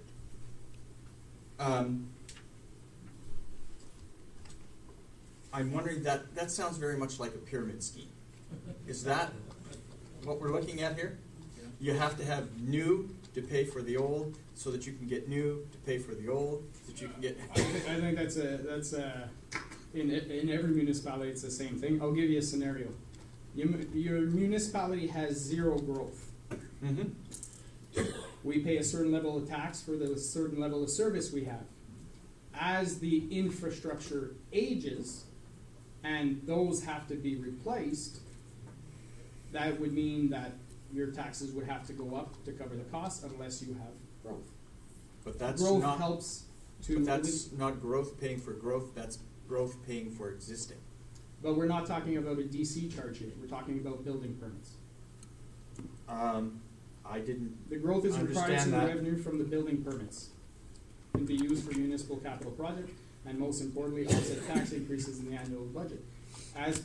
As mentioned, if we had not had growth this year, if we wanted to have the same budget, we would have had to increase taxation by 3.2%. But if you didn't have growth, you wouldn't need the increased budget. Not necessarily. Okay. As you grow, and it's human nature, the more services we offer, the more people want. So you're saying we want more services. Well, that seems to be a tax issue, not a DC charge or a capital charge or anything else That's right. issue. But if you want new construction, sometimes you need to have DC charges. You need to have the growth in order to get the tax revenues. So we're back to okay, I'll leave it there. That says a fair bit. The next slide, please. Again, the third point. If there is significant response by signature at the public presentation, what's defined as significant response? Sorry, which point are we here? The third point. Currently, there is no percentage of residents. There is no percentage of residents required. If there is significant response by signature at a public presentation to proceed, the department then follows the next step on approval. Monsieur Leduc? What's meant here is that occasionally when we've been bringing back those projects from the council, you've been asking us, do you have 65% interest on this, 75% on this, 80% on interest on this? So at this point, the Act doesn't make any mention about percentages, and council's been asking us all the time, what's the take-up percentage of those who are having this project proposed to? So that's what we're saying.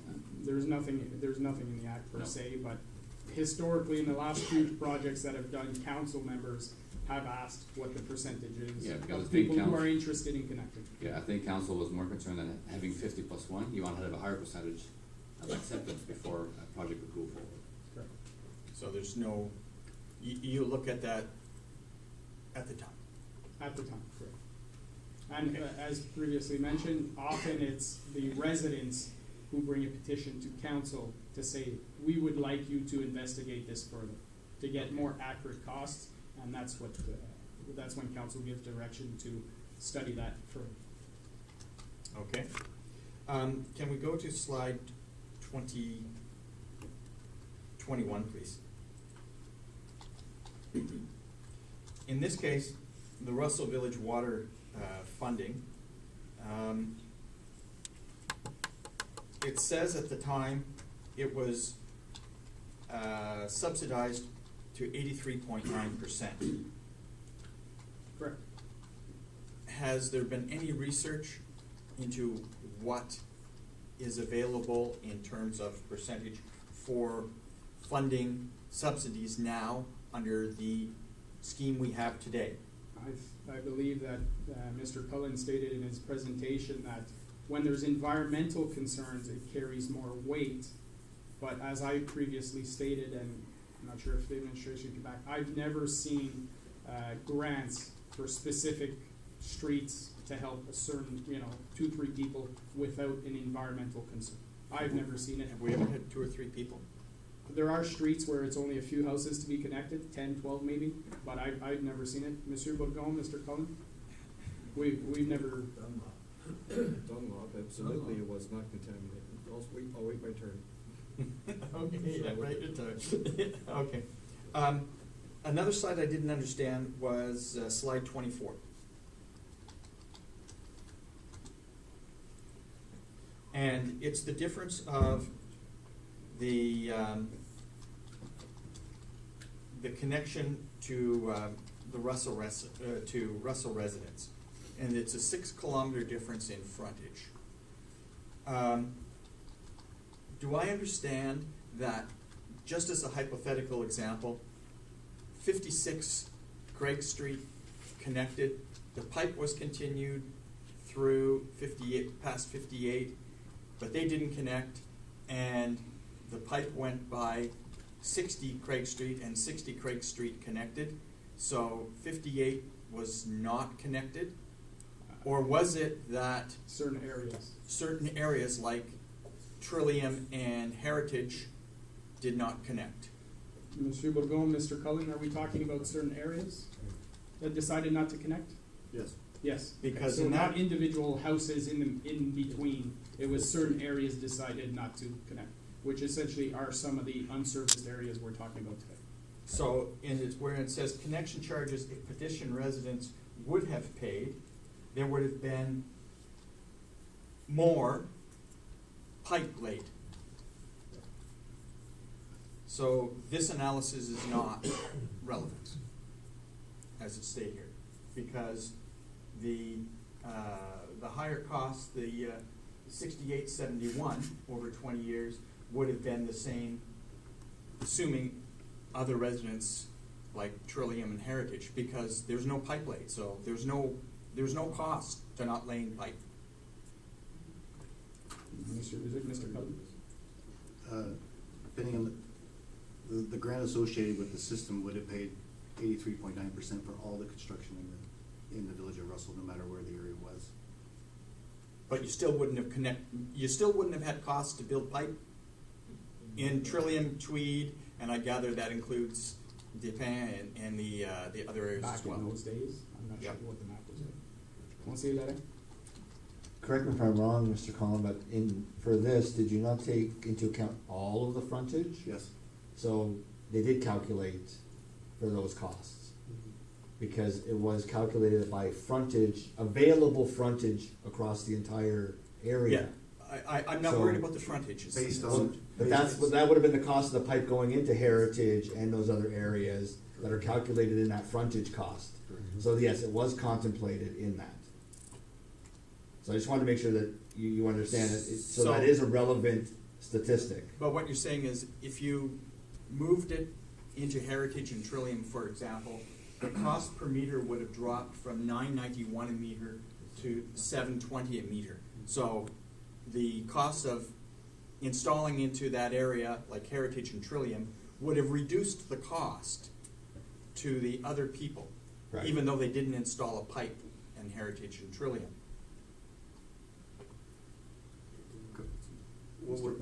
The example is being used as an example to show the effect of not connecting to the system when you had the opportunity to connect. The numbers are being used as an example, so if you want to go back to 1985 and do the construction estimates and start from scratch, then we could provide the exact number. But what we're showing tonight is the example of, the reason behind the slide is when you don't connect, what the circumstances that surround that after you don't decide to connect. Thank you. Another question? Yeah, just remember, as in slide 26, for the recommended option, for those who do not intend to connect, and you have an area where you plan on putting it in, the actual capital charges is a significant portion of the total charges. So whether we have a discussion here on capital charges, when you're connecting an existing area, unless you have a discussion on the total cost, everything involved, it is not a relevant discussion, because all of the other homeowners here all worry about the total cost coming out of their pockets. They really don't worry about if I pay it out in 7 different little items or one huge item, doesn't matter. It's the total cost coming out of their pocket. That's correct. Okay? And finally, I'm still not sure what the development charge review has to do with this. The development charges review takes costs for growth and simply divides that up amongst the growth units that are available. So if we have more growth because 340 or 640 of us don't connect, That's correct. well, If it nobody doesn't connects, change the development charges. if nobody connects, then it's not a problem. But as Yeah. soon as people start connecting to the system, they're taking away from growth. And that's where it creates a situation, if they have not paid the equivalent cost. Okay.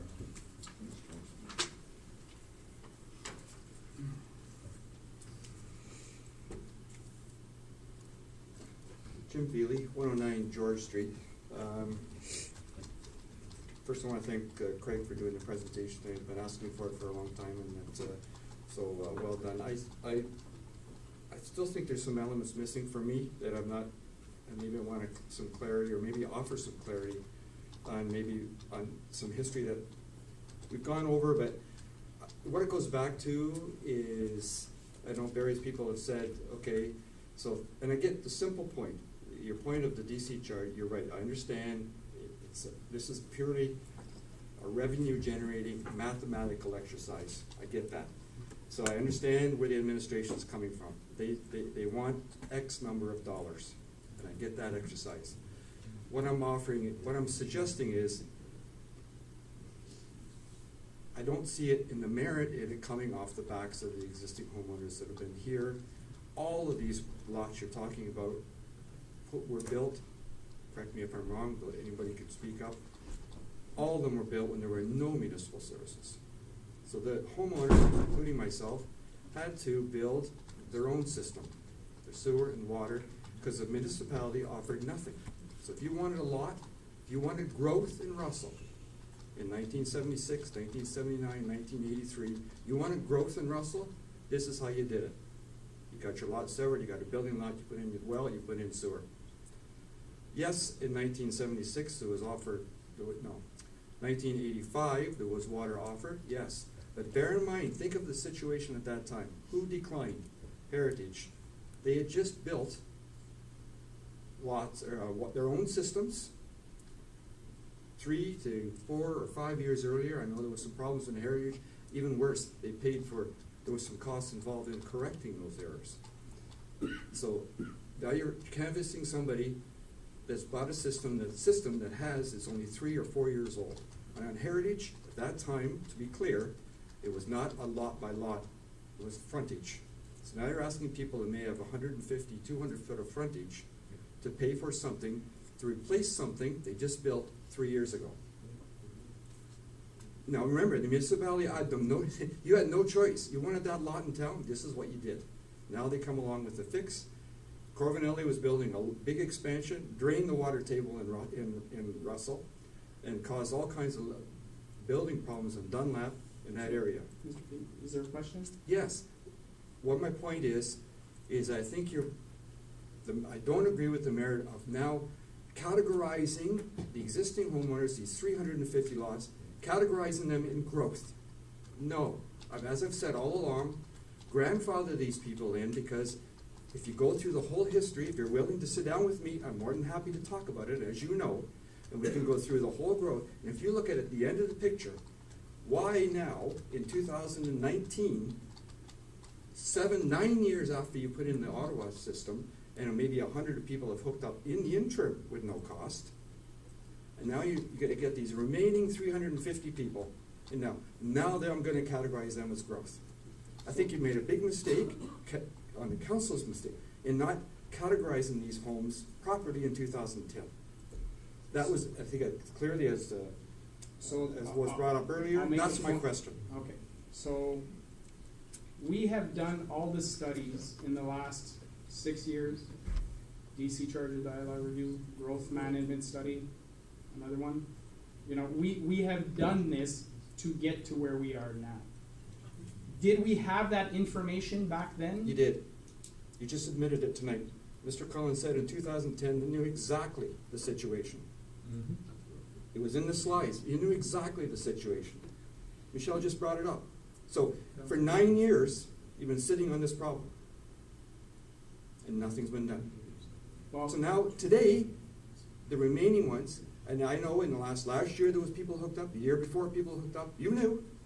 And there was bylaws in place, by the way, from 2015 for charges, and those charges were not levied. they were levied.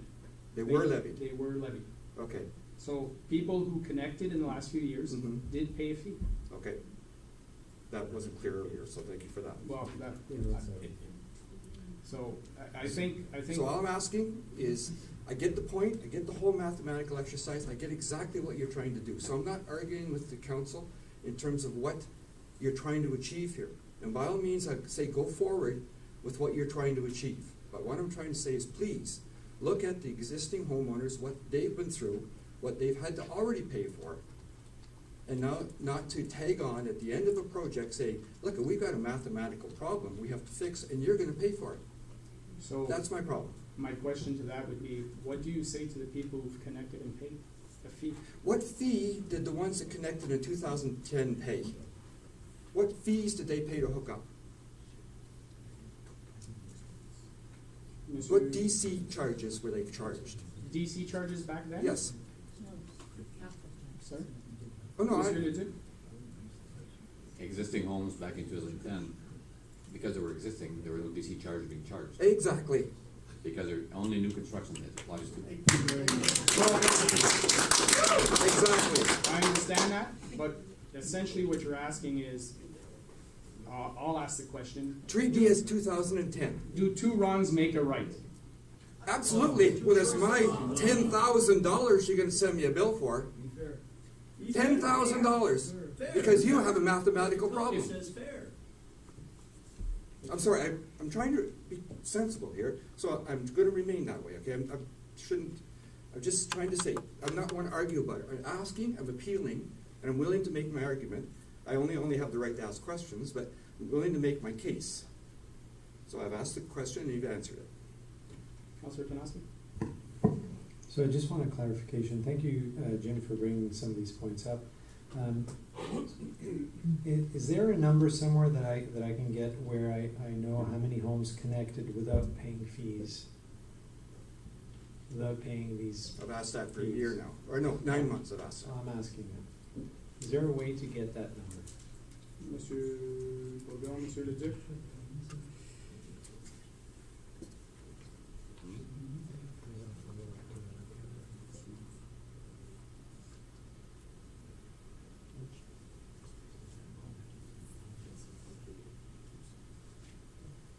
I think we need to research that a bit further, because new homes did pay DC charges. Absolutely, understand. That's for sure.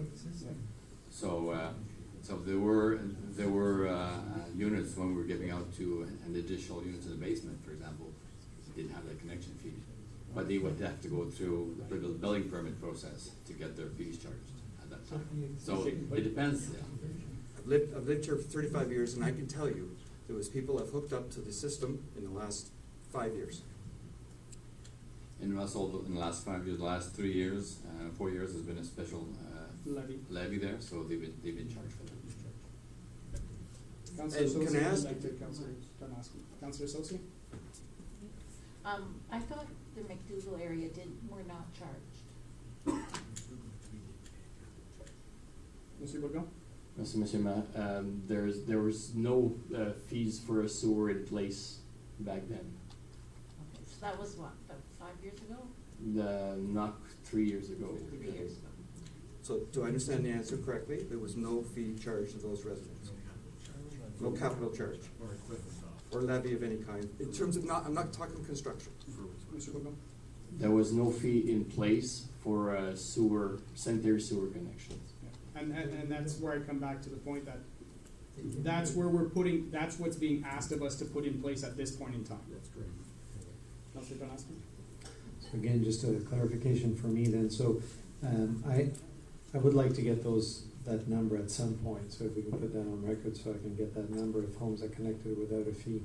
And then I would ask as a second question to that is, of those homes that connected without a fee, what was the impact on the DC charges when there was a DC review done? In the sense that maybe developers were gonna challenge it or something like that. Thank you. Okay. On comprend la question bien, l'administration? Okay. Next question. Lastly, was La Madeleine project has a DC charge against it? There was no DC charge? That's just, Because we're talking in less than a year. Okay, a capital charge you're referring to. Correct. Okay, not a DC, because you said DC. Well, I just you want, know, I I just know wanna it's- make sure we're understanding these. I know it's So- potato, but I know, So I know you have La a Madeleine- specific reason to use that terminology, but just to simplify my mind, So- it's the same thing. So there was no fee, and the reason because there was no fee was because this project had started before the capital charges process was presented, is that But- correct? The council and administration were well aware of this mathematical problem. Mr. Well Leduc? aware. I think I can say that, yes to that, that's why with the last 4 or 5 years, we've been making all those reports to council, all these studies, to come up to council to say, this is why we need to have one in place to correct this. So my simple point is, so the music's been playing since 2010. So now the people remaining, that when the music stops, they're gonna pay. Now, how fair and transparent is that? Honestly, think of it.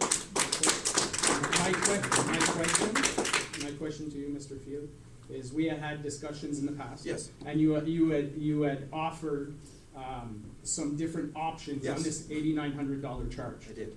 Okay, so perhaps you can just re-clarify those points, that what you were willing to accept at that point in time, just so that everybody in the room is aware of those. Well, okay, so just to be completely transparent, I've had meetings with Pretty much everybody else.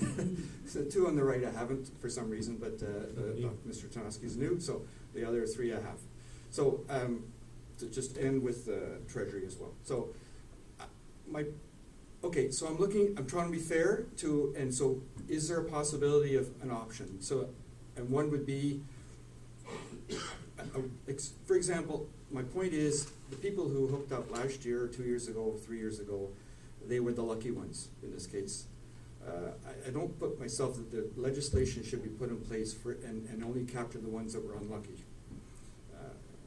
Notwithstanding marijuana problem, but so just, I think that's an unfair situation. We shouldn't be looking forward to doing that. So my point is, would it be, and I see I'm speaking only from on behalf of myself, to be fair to the mathematical problem and to any discussions and maybe down the road, is there an option at a sunset clause, 10 years out? So give the homeowners, you got 10 years. And you're going to be realizing the problem and realizing that the other people, maybe unbeknownst to them, avoided the problem, but you've got an opportunity to avoid the problem if you wish, that this will be put in place 10 years from now. So you can put it in place today, but it has a kick-in clause. 10 years, 15, I don't know what the right number is, because Mr. Cohen could probably say that any project started today is not going to be finished for 7 years. I don't know what the fruition on these things are. So what would be, and I have to reach out to the engineering group to say, what is a reasonable number? 15 years from people to, if they were to decide to do something or get together or so. For example, the contamination issue, I can speak to Church Street. I want to just touch on that because it was raised a couple times. The people in Church Street are on a holding place because they want to be. They have reason that they want to repair their systems and their septic systems. If they had no other options, they would have repaired their septic systems. But because they know that pipe's coming down, hopefully in the next few months or year or 2 years, they're willing to pump their tanks as opposed to paying the $25,000 to $30,000 it would be to repair their septic system. That's just a business decision those homeowners are making. I don't think that it should have been in the slides as a cause and effect to what this discussion was today. I mean, it was a business decision they're making based on an opportunity that is in front of them, possibly. And if it doesn't come through, if that project were to fall through for whatever reason, they'd have to fix their septic systems. Okay. So, yes, so that is one thought I had, and I'm hesitant to put it up as a because it's only me talking. So it would take a lot of mental thought on behalf of everybody, including engineering and the financial people, to say if that's viable. Thank you very much. Thank you. Any other questions?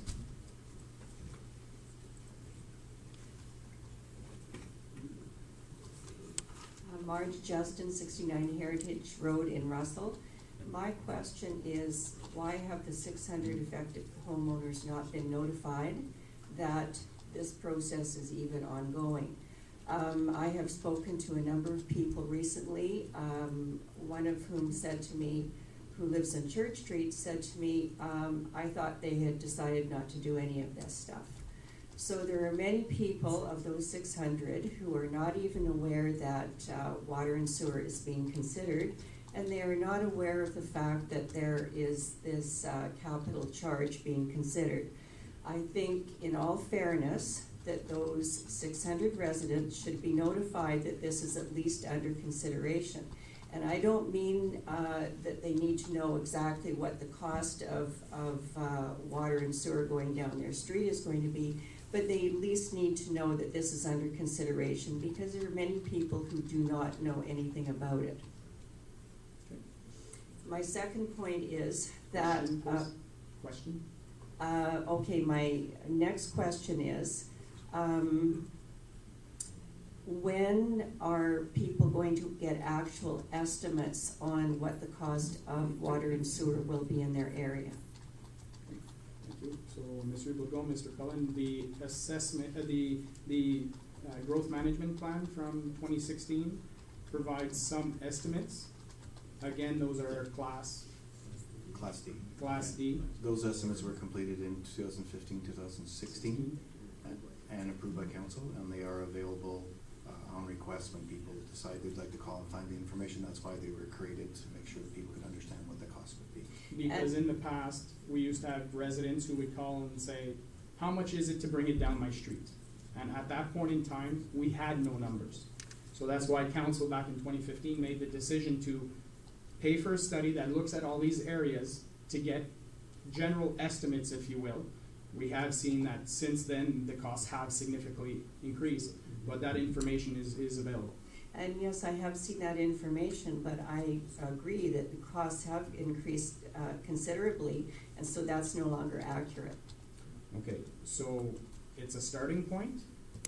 Can we spend another, how much money to redo it again today? We usually act on the basis that the residents come before council and say, we would like you to investigate this further. So if you go see your neighbors, and a majority of them want to entertain, knowing that the basic cost in 2015, the estimate was this, it will be higher today, would you be willing to pay that much? It'll give you a general sense if your street is willing. And if your street is willing, if there's enough people that say they're willing to consider it, then you can come before council and we can give the direction to our administration to work on that. Well, I mean, based on the estimates of that last study, and considering that the price is going to be considerably higher, it's probably highly unlikely that many people are going to be interested. So then it wouldn't be, it'll be the choice of the individuals on that street if they move ahead or not. Mr. Cullen? Yeah, and for Church Street, we're just waiting for council's decision on what they decide to do with the charge, and then we are ready to present options to the people on the Church Street area with all the information that's required. Okay, thank you.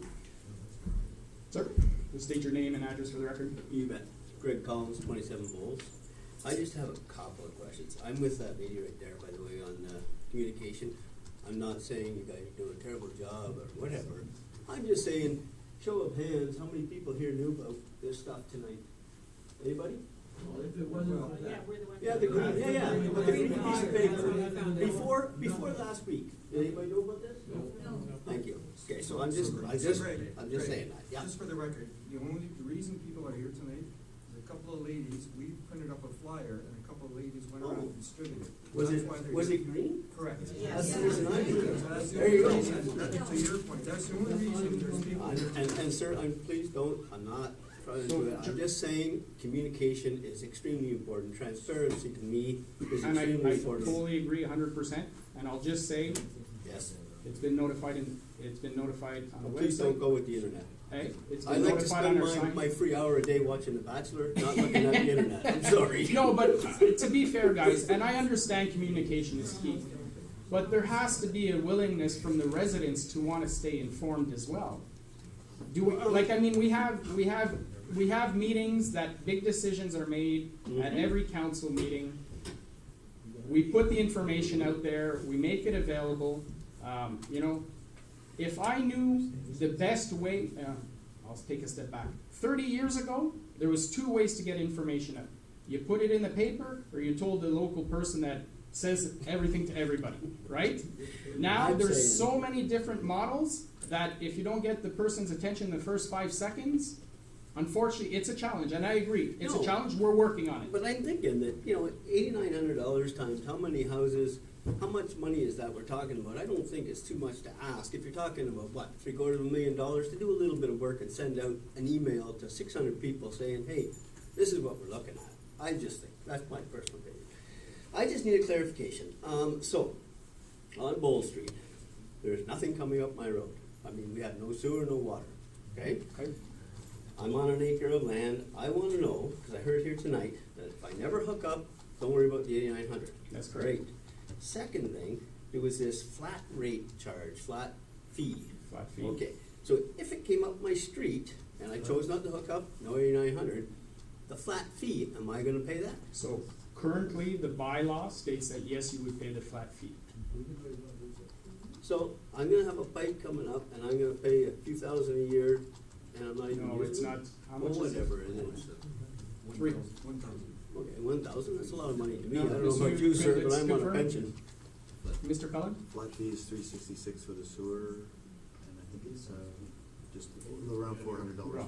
Okay, just to make sure we have. Yeah, okay, so, to me, that's a lot of money. So, and then I heard you say, Mr. Mayor, something about, and correct me if I'm wrong, you guys didn't put in a bylaw, but you put in a memorandum of understanding. So a notice of motion. Okay, Okay, that so- said that I would never, ever be forced to hook up. The notice of I don't have the exact wording in front of me, unless there was an I just want environmental clarification. concern, yeah. Yeah. So it's not a bylaw, it's guiding principles. That's the word. it's Right, guiding so principles, yeah. guiding principles, which council, like any bylaw, can change at any point in time. You could get up tomorrow in a bad mood and And- decide to change it, right? Okay, I just The- want to know. Right, so the reason that myself and Councillor Tarnowski put this forward is because we felt Yeah, that nobody should be forced to connect, I agree. right? And that was one of the themes we heard at the last meeting on this subject, is a lot of people said, I never want to connect. So we said, fine, we'll put something in place, that's our guiding principles. Can it be changed? Can it be, a vote comes and it could be voted? Of course it can. That's like any other bylaw. Yeah. But for me personally, I wanted to have something in place that I can say to residents, we've passed something that states that we won't force you to connect. Now, council can change its mind, but for me, I wanted to make that statement for that reason, because that's how I felt. Councillor Tarnowski? Yes, please. If I could just add to that, not only is that affect the 8,900 we're talking about, but it's affecting the whole pipe infrastructure that would be going down. So in the Flat past, fee? no, You not say flat flat fee, fee? the actual infrastructure cost. Oh, So I wouldn't pay for that. but in the past, Okay. you had a street of say 12 houses. Bowl Street. Okay. Good for you. 10 people would decide they want it. Right. In the past, those 12 would share the entire infrastructure costs, Even the two that didn't want it. even the two that didn't Gotcha. want it. What our notice of I motion like that. said is, we're not forcing anybody. If those 10 people want it, then they can cover the shortfall of the two, if they really want it. Okay. But we will not force anybody to connect. Obviously, as I said, unless there's environmental concerns and the province says you have no choice, blah, blah, blah. But that's essentially what we put in place. I don't want to take up too much time. Two more things. One, Craig, for you. About 2-3 years ago, you and I talked about this. We did this voting system to see if we wanted water. I think Bowles and Drentex was one voting block, Church Street was a voting block, Heritage was one, and Croydon was one. And there was a number, 60%, I believe at the time. If they wanted it, we were gonna go ahead with it. And there was some money, Craig, am I right? It would have been subsidized, and if only Church Street wanted it, they would get all of that money to be split with them.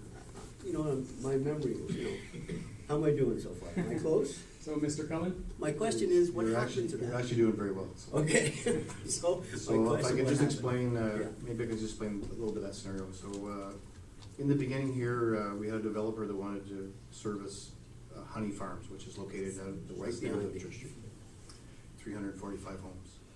He brought a plan to infrastructure and said, we would like to put a force main in and a pumping station and pump a force main down Church Street and connect it to your pumping station.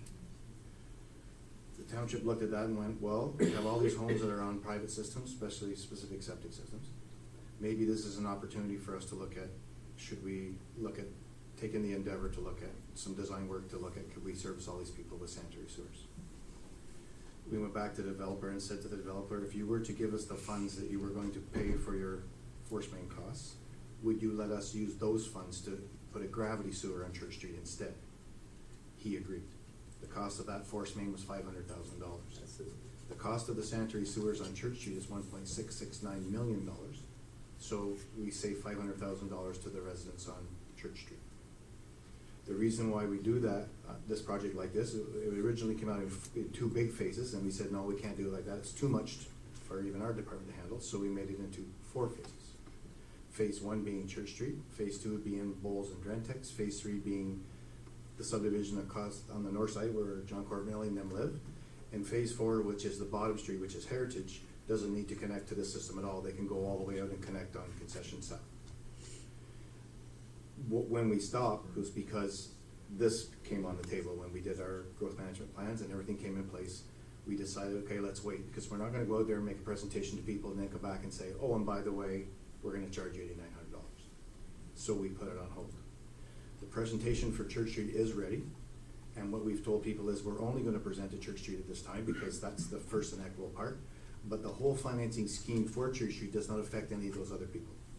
So in other words, the people in phase 2, 3, and 4 aren't affected by the capital costs that are being incurred on phase 1. It is all being charged to those existing people. But do they get the $500K? And let me explain. So by using that $500,000, what we do is we oversize that sanitary trunk line for all the other phases. So it's paid with that $500,000.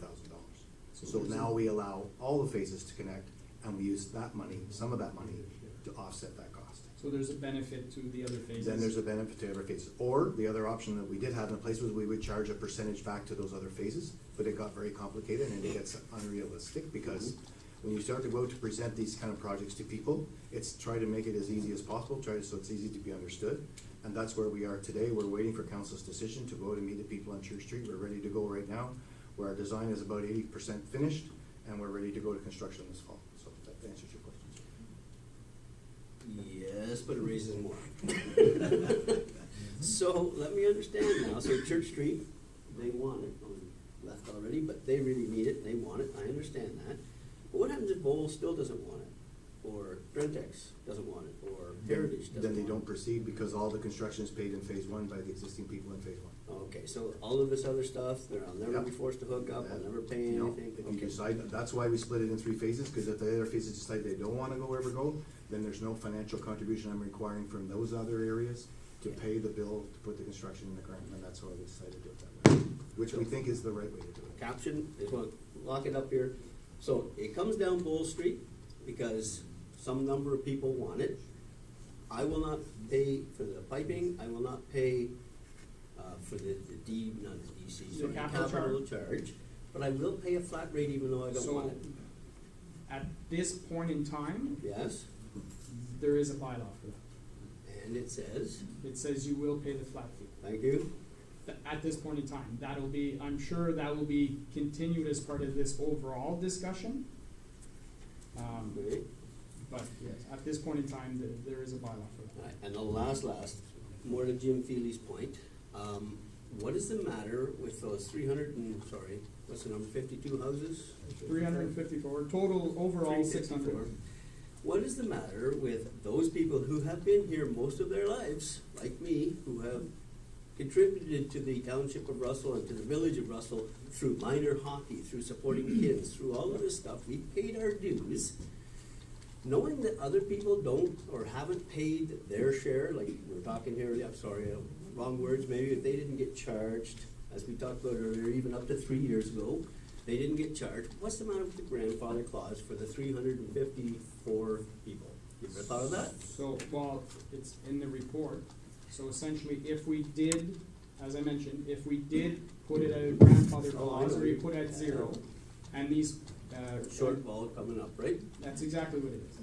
At the end of the day, I'd like to hear Mike. Yeah. Yeah. So that's. But you're asking what's the difference? The difference. What's the difference between the other 1,000 people that didn't pay and so let's same as Jim Feely? You know, we'll get the exact number. I'm 99.99% sure we're not talking about 1,000 homes connecting here. Oh, I would say it's not 1,000. I agree with you. Yeah. So I didn't say 1,000. 100. I'm not even sure if it's that high. In the last 10 years? Hey? Okay. Okay. It's gotta be close. I think they're hearing that. Just a quick point then. So when we're talking about a sunset clause that was brought up earlier on. I just want to clarify for, Jim, you brought that up. The sunset clause idea, is that where, we just kind of warned that in 5 years or in 10 years, there's gonna be these charges coming up, but until then, It's a freebie. it's a freebie, or there are no capital charges until then. I guess with that thought, if I may, I guess with that thought, and I don't profess to say it's a brilliant idea, it's just an idea. It's an idea to say, basically, I'm afforded, everybody in this room's afforded the same opportunity that the other people were offered. Right. Recognizing what I think is an error back in 2010 and not including these homes in the original project in terms of should have been included in the build package back in when the water was put in 85. And again, same mistake making, if it wasn't captured in 85, it should have been captured in 2010. If we have to live with that, and we have to do something about this That's your suggestion. DC issue, that's my option, is to say afford the homeowners existing the same opportunity that the others were offered and not being punished by timing. Mr. Litzer? Thank you. I think that's why staff presented the slide where we said if they would have been considered back in 2010, they would have been paying those fees. And that's why the slide is there to show how much money they would have paid since 2010. That's the 1,500 or. Yes, it's not May I just, sorry, I have a question around that. Question, yeah. Okay. So, I get that's come up several times tonight about not paying your share, but I think I've been reminded, we've been doing this discussion for several months now, and like I said earlier, on an individual basis as well. And that point keeps coming up. But at the same time, I'm reminded that sewer and water is a net neutral business in this township. So it's all the costs incurred on a hourly basis are net neutral. Taxes are not paying for it, and there is it's user fee based. It's user fee based, and at the end of each, whether you do it in an annual or five-year program, and there's life cycle management inside of that, building in that you're going to have pumps wear out, you're going to have systems, lines are going to need to be. There's going to be a whole life cycle management within that system. But I've been reminded that life cycle management, in terms of the short-term and long-term costs, are all managed net neutral. So why do we keep bringing that up to say, well, you didn't pay in? Well, no, I didn't pay in. I wasn't using the system. And if it's a net neutral, I don't pay for a car that drives by the street. I'm not using it. It's not part of I put in the system that I was required to put in back in 1983. It's the only damn system that was offered in this town. I did it, it still works. Somebody comes along with water 10 years later, and the other side of town says, Jim, you gotta pay for that. Wait, what? I still have my own system. Do you want to connect to the existing system? When and if I ever connect, and that will be it for most people, then I think it's fair game on that net neutral system, whether it's now or 100 years from now. I would say 100 years from now, you want to hook up to whatever infrastructure it looks like at that time, here's what it's going to cost you. We're not going to look back. Who looks back? No, but the 50 years and say, by the way, you got to pay for this. But the capital charges, as presented, is to connect to the existing system. Right, but the argument has always been, keeps coming up, you didn't pay from 2010, so therefore you owe us money. That was in regards to the second option as a possibility. Right. Okay, but the capital charges at the 8,900 that's what the current cost is to connect to the system. I have homage with that kind of that thought process that I keep getting reminded that, Jim, it's net neutral, but then when we get talking about what it might cost you or what you haven't paid, what you may owe the system, I think there's a long discussion that Councillor Loren brought up, is that if you were to hook up at year 25 of this loan, you might owe the system $20,000, $30,000. That's a crazy argument. No. If we look at it as a net neutral discussion. That's not what we're saying. In regards to, we're saying that if you connect to the existing system, this is the fee. It's not saying, because we're not backtracking it on you with the capital charges bylaw. This is the fee to connect to the system. Yeah, but I've heard from I'll use Craig, because he's standing right beside me, he's used the argument, people, and you have used the same thing, people have contacted you, say, oh no, they have to pay because they haven't been paying for the system. No, they have to pay because those people paid. No, but they've been paid, they've been hooked up, and it's a net neutral exercise. I don't know how to explain it. You want to use something, you gotta pay for it. That's That's correct. it. And at So the end you of want the- to connect to the system, you have to pay It's for like it. an employer. You want me to work for you, I'll work for you, you pay me, we're done. Yeah. You don't, So- I don't owe you anything, you don't owe me anything, we're net neutral at the end of the month. Right, but in That's this what the case, system's the same. you want to connect to the existing system? Correct. You pay your fee. No problem. I think everybody in the room would agree So with that's that. what, it's, to connect to the existing system, it's $8,900. Why?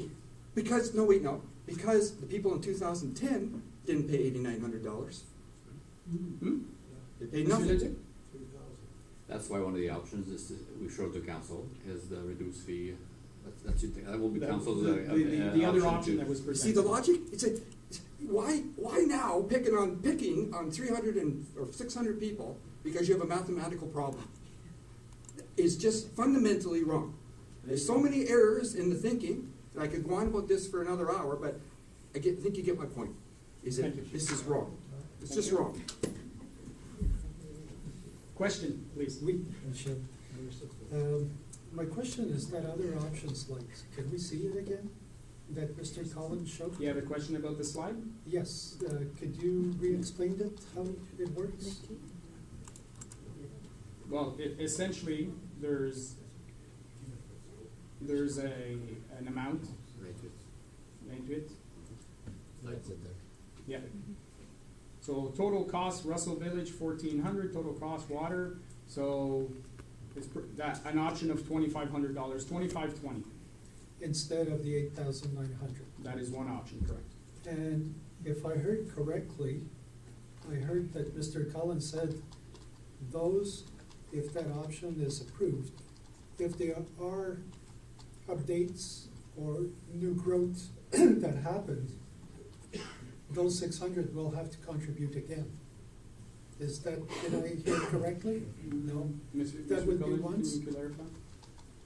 If there was future capital costs completed during that time and they weren't connected, then they would be in a position to. Right, so if that scenario is if they connected today. Yep. But in 5 years from now, if we had to do more upgrades to the system, those costs would be added to that. Correct. And that's the formula that's being presented. Okay. And one comment that was made, it's not the preferred option. What was that about? It's, Because with this option, as presented in another slide, it would create a shortfall.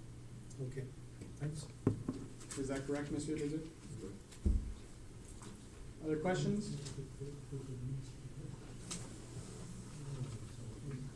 Hi, James from this 5 Pole Street. Thank you, Mr. Cullen, for that lovely walk down my high school years, 1974. Oh, boy. There were no houses in that stretch, I think, whenever I was hanging around Russell back then. My question is, what were the DC charges in 2010? Because I purchased in 1993, there's nothing down my street, no water, no sewer. And when the water came from Ottawa, glorious, but I still didn't have the option to sign up for that. So I'm wondering what it was in 2010. The DC charges? The DC What new charges. construction was paying? Yes, Yes. yes. Monsieur Leduc, Monsieur Godin? Thank you, Mr. Zuma. So I'm just looking at the presentation we did last time, where we presented the history of DC charges. And in 2010, water was just over 8,200, and sewer 4,700, so a total of 13,000. 13,000. So 13,000. So what we're being proposed comparable to the DC charges to date is 8,900, yes, because there was so much more capacity hydraulically in the system, we were able to bring down the development charges. Okay, thank you. Councilor Laurent?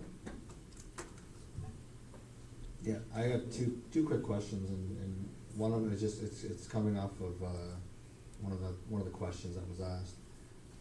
So for the Bowles Street area, we know the pipe's going down Church Street to connect for the Honey Farm, for Melanie. Now, because the pipe goes down Church and not Bowles, does that still mean that the people on Bowles have a pipe running in front of their house? and could potentially be charged the flat fee that was being discussed? Or is it the people on Church Street, if they didn't connect, they would be charged potentially the flat fee? Mr. McGowan, Mr. Because it sounded like the gentleman thought that we were gonna charge them the flat fee because they live on bowls. No. So right now, the way the system is designed at this current time is we will have a connection at the corner of Bowl Street, off Church Street, that will allow the connection of services from the rest of the areas that are unserviced. And only the people on Church Street would be charged the flat fee for sewer if they did not connect at this time. Okay. That I wanted to clarify, because I don't think it was clear Yep. when that was left. Second question I have is, and this, Mr. Dijic, this might be a takeaway from this, and it's kind of unrelated, but it talks more towards communication. When we talk about the communication to the potential 600 people that could be affected. So, assuming council puts in whatever option is available other than zero, will there be a requirement, or should we be communicating that potential cost to all of those affected people? And I say that strictly from, even if they never want to connect, if they sell their house, there's a disclosure piece in the sale process that you have to disclose any cost pertain to, or any future development around you that you're aware of. And because this bylaw would be in place, that there would be an inherent assumption that everyone was aware of it, and therefore would probably need to disclose that. So I just want to make sure that we verify whether there's that legal obligation to advise the people of that, so that they don't mislead anything when they do decide to sell at some point in time to somebody else as they downsize to another house. Mr. Cullen? Yep, I'll take a shot at that one. I think the way it's worked in the past is that when a person sells their home, the first call they make is to the municipality, see if there's any outstanding issues, any outstanding costs that would be in place. That's been left always up to the homeowner to make that question or make that call to the municipality. It has never been the municipality's responsibility to say, hey, so when there's a transaction between the two legal firms, usually the call is brought to the municipality, and the municipality would answer, yes, here's what is on tap right now. So if the bylaw was in place, and they would usually receive a copy of the bylaw, they would know that it would be there. So would that be a requirement then in the municipality to disclose that to the caller at that point in time, that there is this capital charge fee that could apply if there's a connection? If there's usually one in place, usually yes.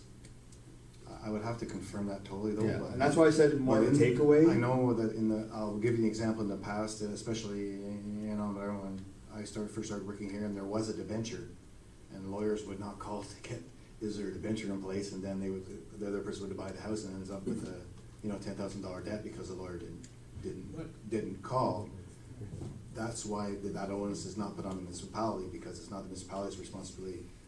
The reverse is to call them and say, hey, there's a debt on your home. Because if I go buy a house, and all of a sudden somebody comes by and says, well, there's an option to connect, and I have to pay all the big fee, which is fine, because I'm asking for it, but then there's this other charge that is associated to it that I was never made aware of, I think I'd be pretty upset.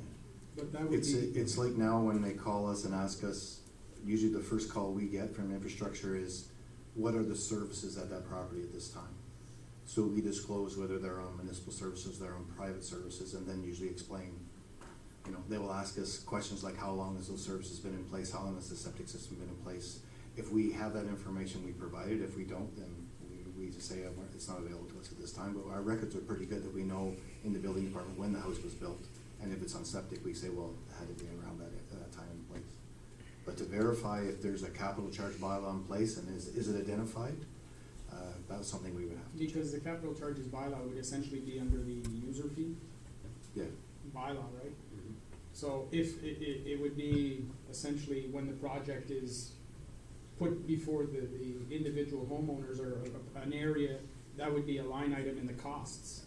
But I think we can answer that for you, Councilor. We can answer that question. Conseiller Bisson? And I don't think an obligation. I know whenever there's a debt attached to, as there was. A debenture, a lien on the A house lien. itself. But the other one, it's the cost to hook up would be the same as knowing the new owner would have to come and see if they want to expand the house or anything. So I don't think we have any legal requirement. But if somebody never knows, because they've never been notified, and they're not sitting in this room today, and they're, hold on, let me finish, they don't know this happens, we go put the bylaw in place, there's an $8,900 charge hanging over somebody's head, if they ever wanted to connect for water and sewer, right? That is then known, just like a planning project.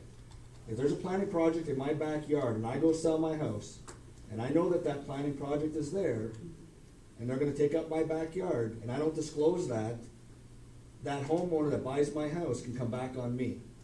So what I'm saying is, I just wanna make sure that we communicate to the people, and maybe I'll ask that of council, can council direct staff to ensure that if this bylaw is passed, that every one of those people affected, the 604, or whatever the number is, get a notification so that they are at least aware. Now, whether they disclose is their issue at that point in time, but they've all been made aware that this has happened.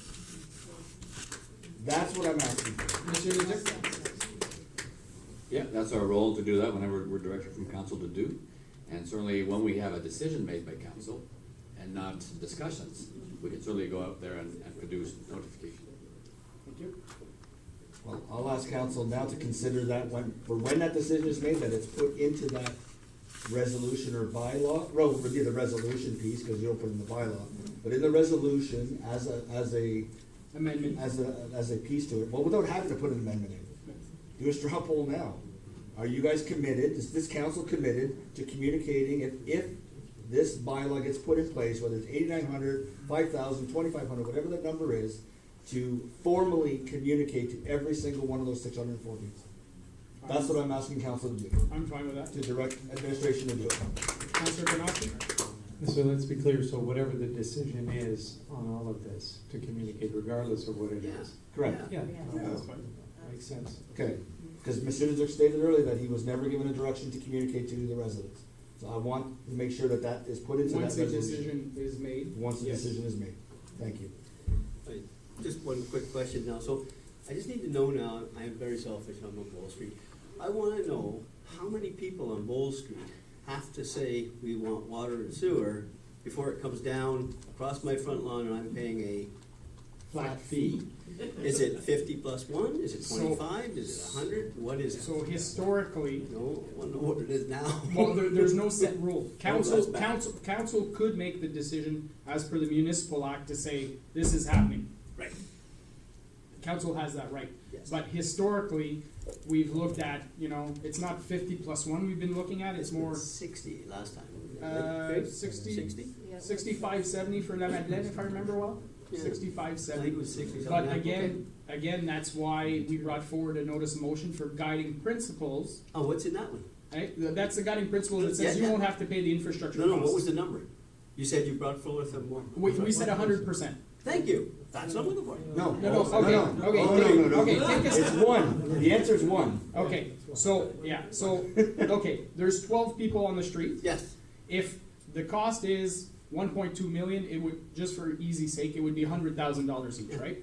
If one person said, I wanna go ahead, I have 1.2 million, I'm gonna pay 100% of the costs. Sure, go ahead. If you decide to connect to the system later on, then there'd be a reverse, he will get a payback for that cost. But he would still pay the flat fee because the pipe is running in front of his house. So- Yes, with that current bylaw in place. Yes, that has not been addressed yet, the current bylaw on the Sorry, flat fee. Mike, sorry, I'm not Yeah. quite understanding, so let's Yeah, take another sorry. shot at it. So we're not Sorry. discussing the flat fee right now, but it's, that came up tonight, and it's clearly, well, to me anyways, it doesn't make too much sense to charge a flat fee. It's like if Rogers Cable passes in front of my house, I don't want cable, and I'm gonna pay for their infrastructure. So, but that's not being discussed tonight, but that is an existing bylaw. Okay. The mayor is accurate in saying that, No, I understand. but when we bring that up, that should be addressed. We should be getting rid of that. Monsieur Leduc. Okay, I like that. Mr. Mayor, from the administration perspective, paying a flat fee means you reserve your allocation, which might be very important in the future. Yeah, so, I plan on having my ashes spread there, so it ain't gonna be very important to me. thank you very much. Okay. Any other questions? Thank you very much, everyone. We'll move on. Resolutions. Motion that council receives a conversion fee presentation dated March 7, 2019, and that council provides a direction to staff on how to proceed. So that's where I need a mover and a seconder to put on the table. Moved by Councilor Brisson, seconded by Councilor Tonoski. So this is where we give direction. So we have, in this presentation, there was a recommendation to council. I believe that the administration has stated their position. They should bring it back in a report and a bylaw, and that council, at that point in time, if they want to make changes, can debate those changes. Councilor Tonoski? I just want to clarify that when we do bring that back, I would like to, I still need that number of how many people didn't have to pay anything, because I think, I kind of like that idea of maybe a sunset clause or something like that, you know, to make it more fair in that sense for the people that got it for free versus the people that can't get it, or that have to pay for that capital charge. So I would like to add that into my process in making a decision. And I can't do that without knowing if it's one person that didn't pay it, or if it's 25 residents or 100 residents or whatever. Yeah. I'm okay with that request. I'm sure members of council would like to know the number. I thank you for the suggestion. My only worry, inquietude, is, for example, say we put a 10-year sunset clause, and then somebody in year 11 stands up and says, they haven't paid for the last 10 years, why should I pay now? We might get it, you know, that's why I said, and I didn't want to be negative, but, you know, you get into a point where, you know, two wrongs don't make it right. I know I know you don't like the expression, but that's, you know, so, but that's, looking for other direction? Okay. So we're okay, the administration will bring back a report and state their recommendation with the attached bylaw, and if council decides to make changes at those point in time, we can. With the options? Right? With the Well, they make a recommendation, as usual in the resolution, they'll have other options, that's a category on their recommendation, other options, and council will be able to debate it at that point in time. Councilor Lara? Don't know how quickly administration was thinking of bringing back that, but can I ask that it not come back at the March 18th meeting, considering there are 2 members of council that will not be present? Okay, well, then I would suggest that possibly we wanna hold a special meeting again, because we have, if it's not March 18th, it's April 1st. And can we make the project on Church Street, can we defer till a decision at that point in time? Mr. Cullen? Yeah, we're on a timeline scale here, we are, so, and as long as we're continuing with finishing the engineering and getting prepared, then I don't see an issue with that. So, April 1st, we'd be okay? Okay. April first? I guarantee it's not gonna be a joke that day. Okay, anything else? Anything else from the administration? Monsieur Leduc? Just to reassure Councilor Darvin, we did get the communication piece in the direction. Okay, so, all those in favor of the motion, just to receive and we do in direction to staff, all those in favor? All those opposed? Carried. Our next meeting, regular public meeting of council will be held on Monday, March 18th, 2019. Confirming bylaw, that bylaw 2019-041 being a bylaw to confirm the proceedings of Council of Corporation and Township of Russell at special council meeting held on March 7, 2019, be read a first, second, and third time and passed. All those in favor? All those opposed? Carried.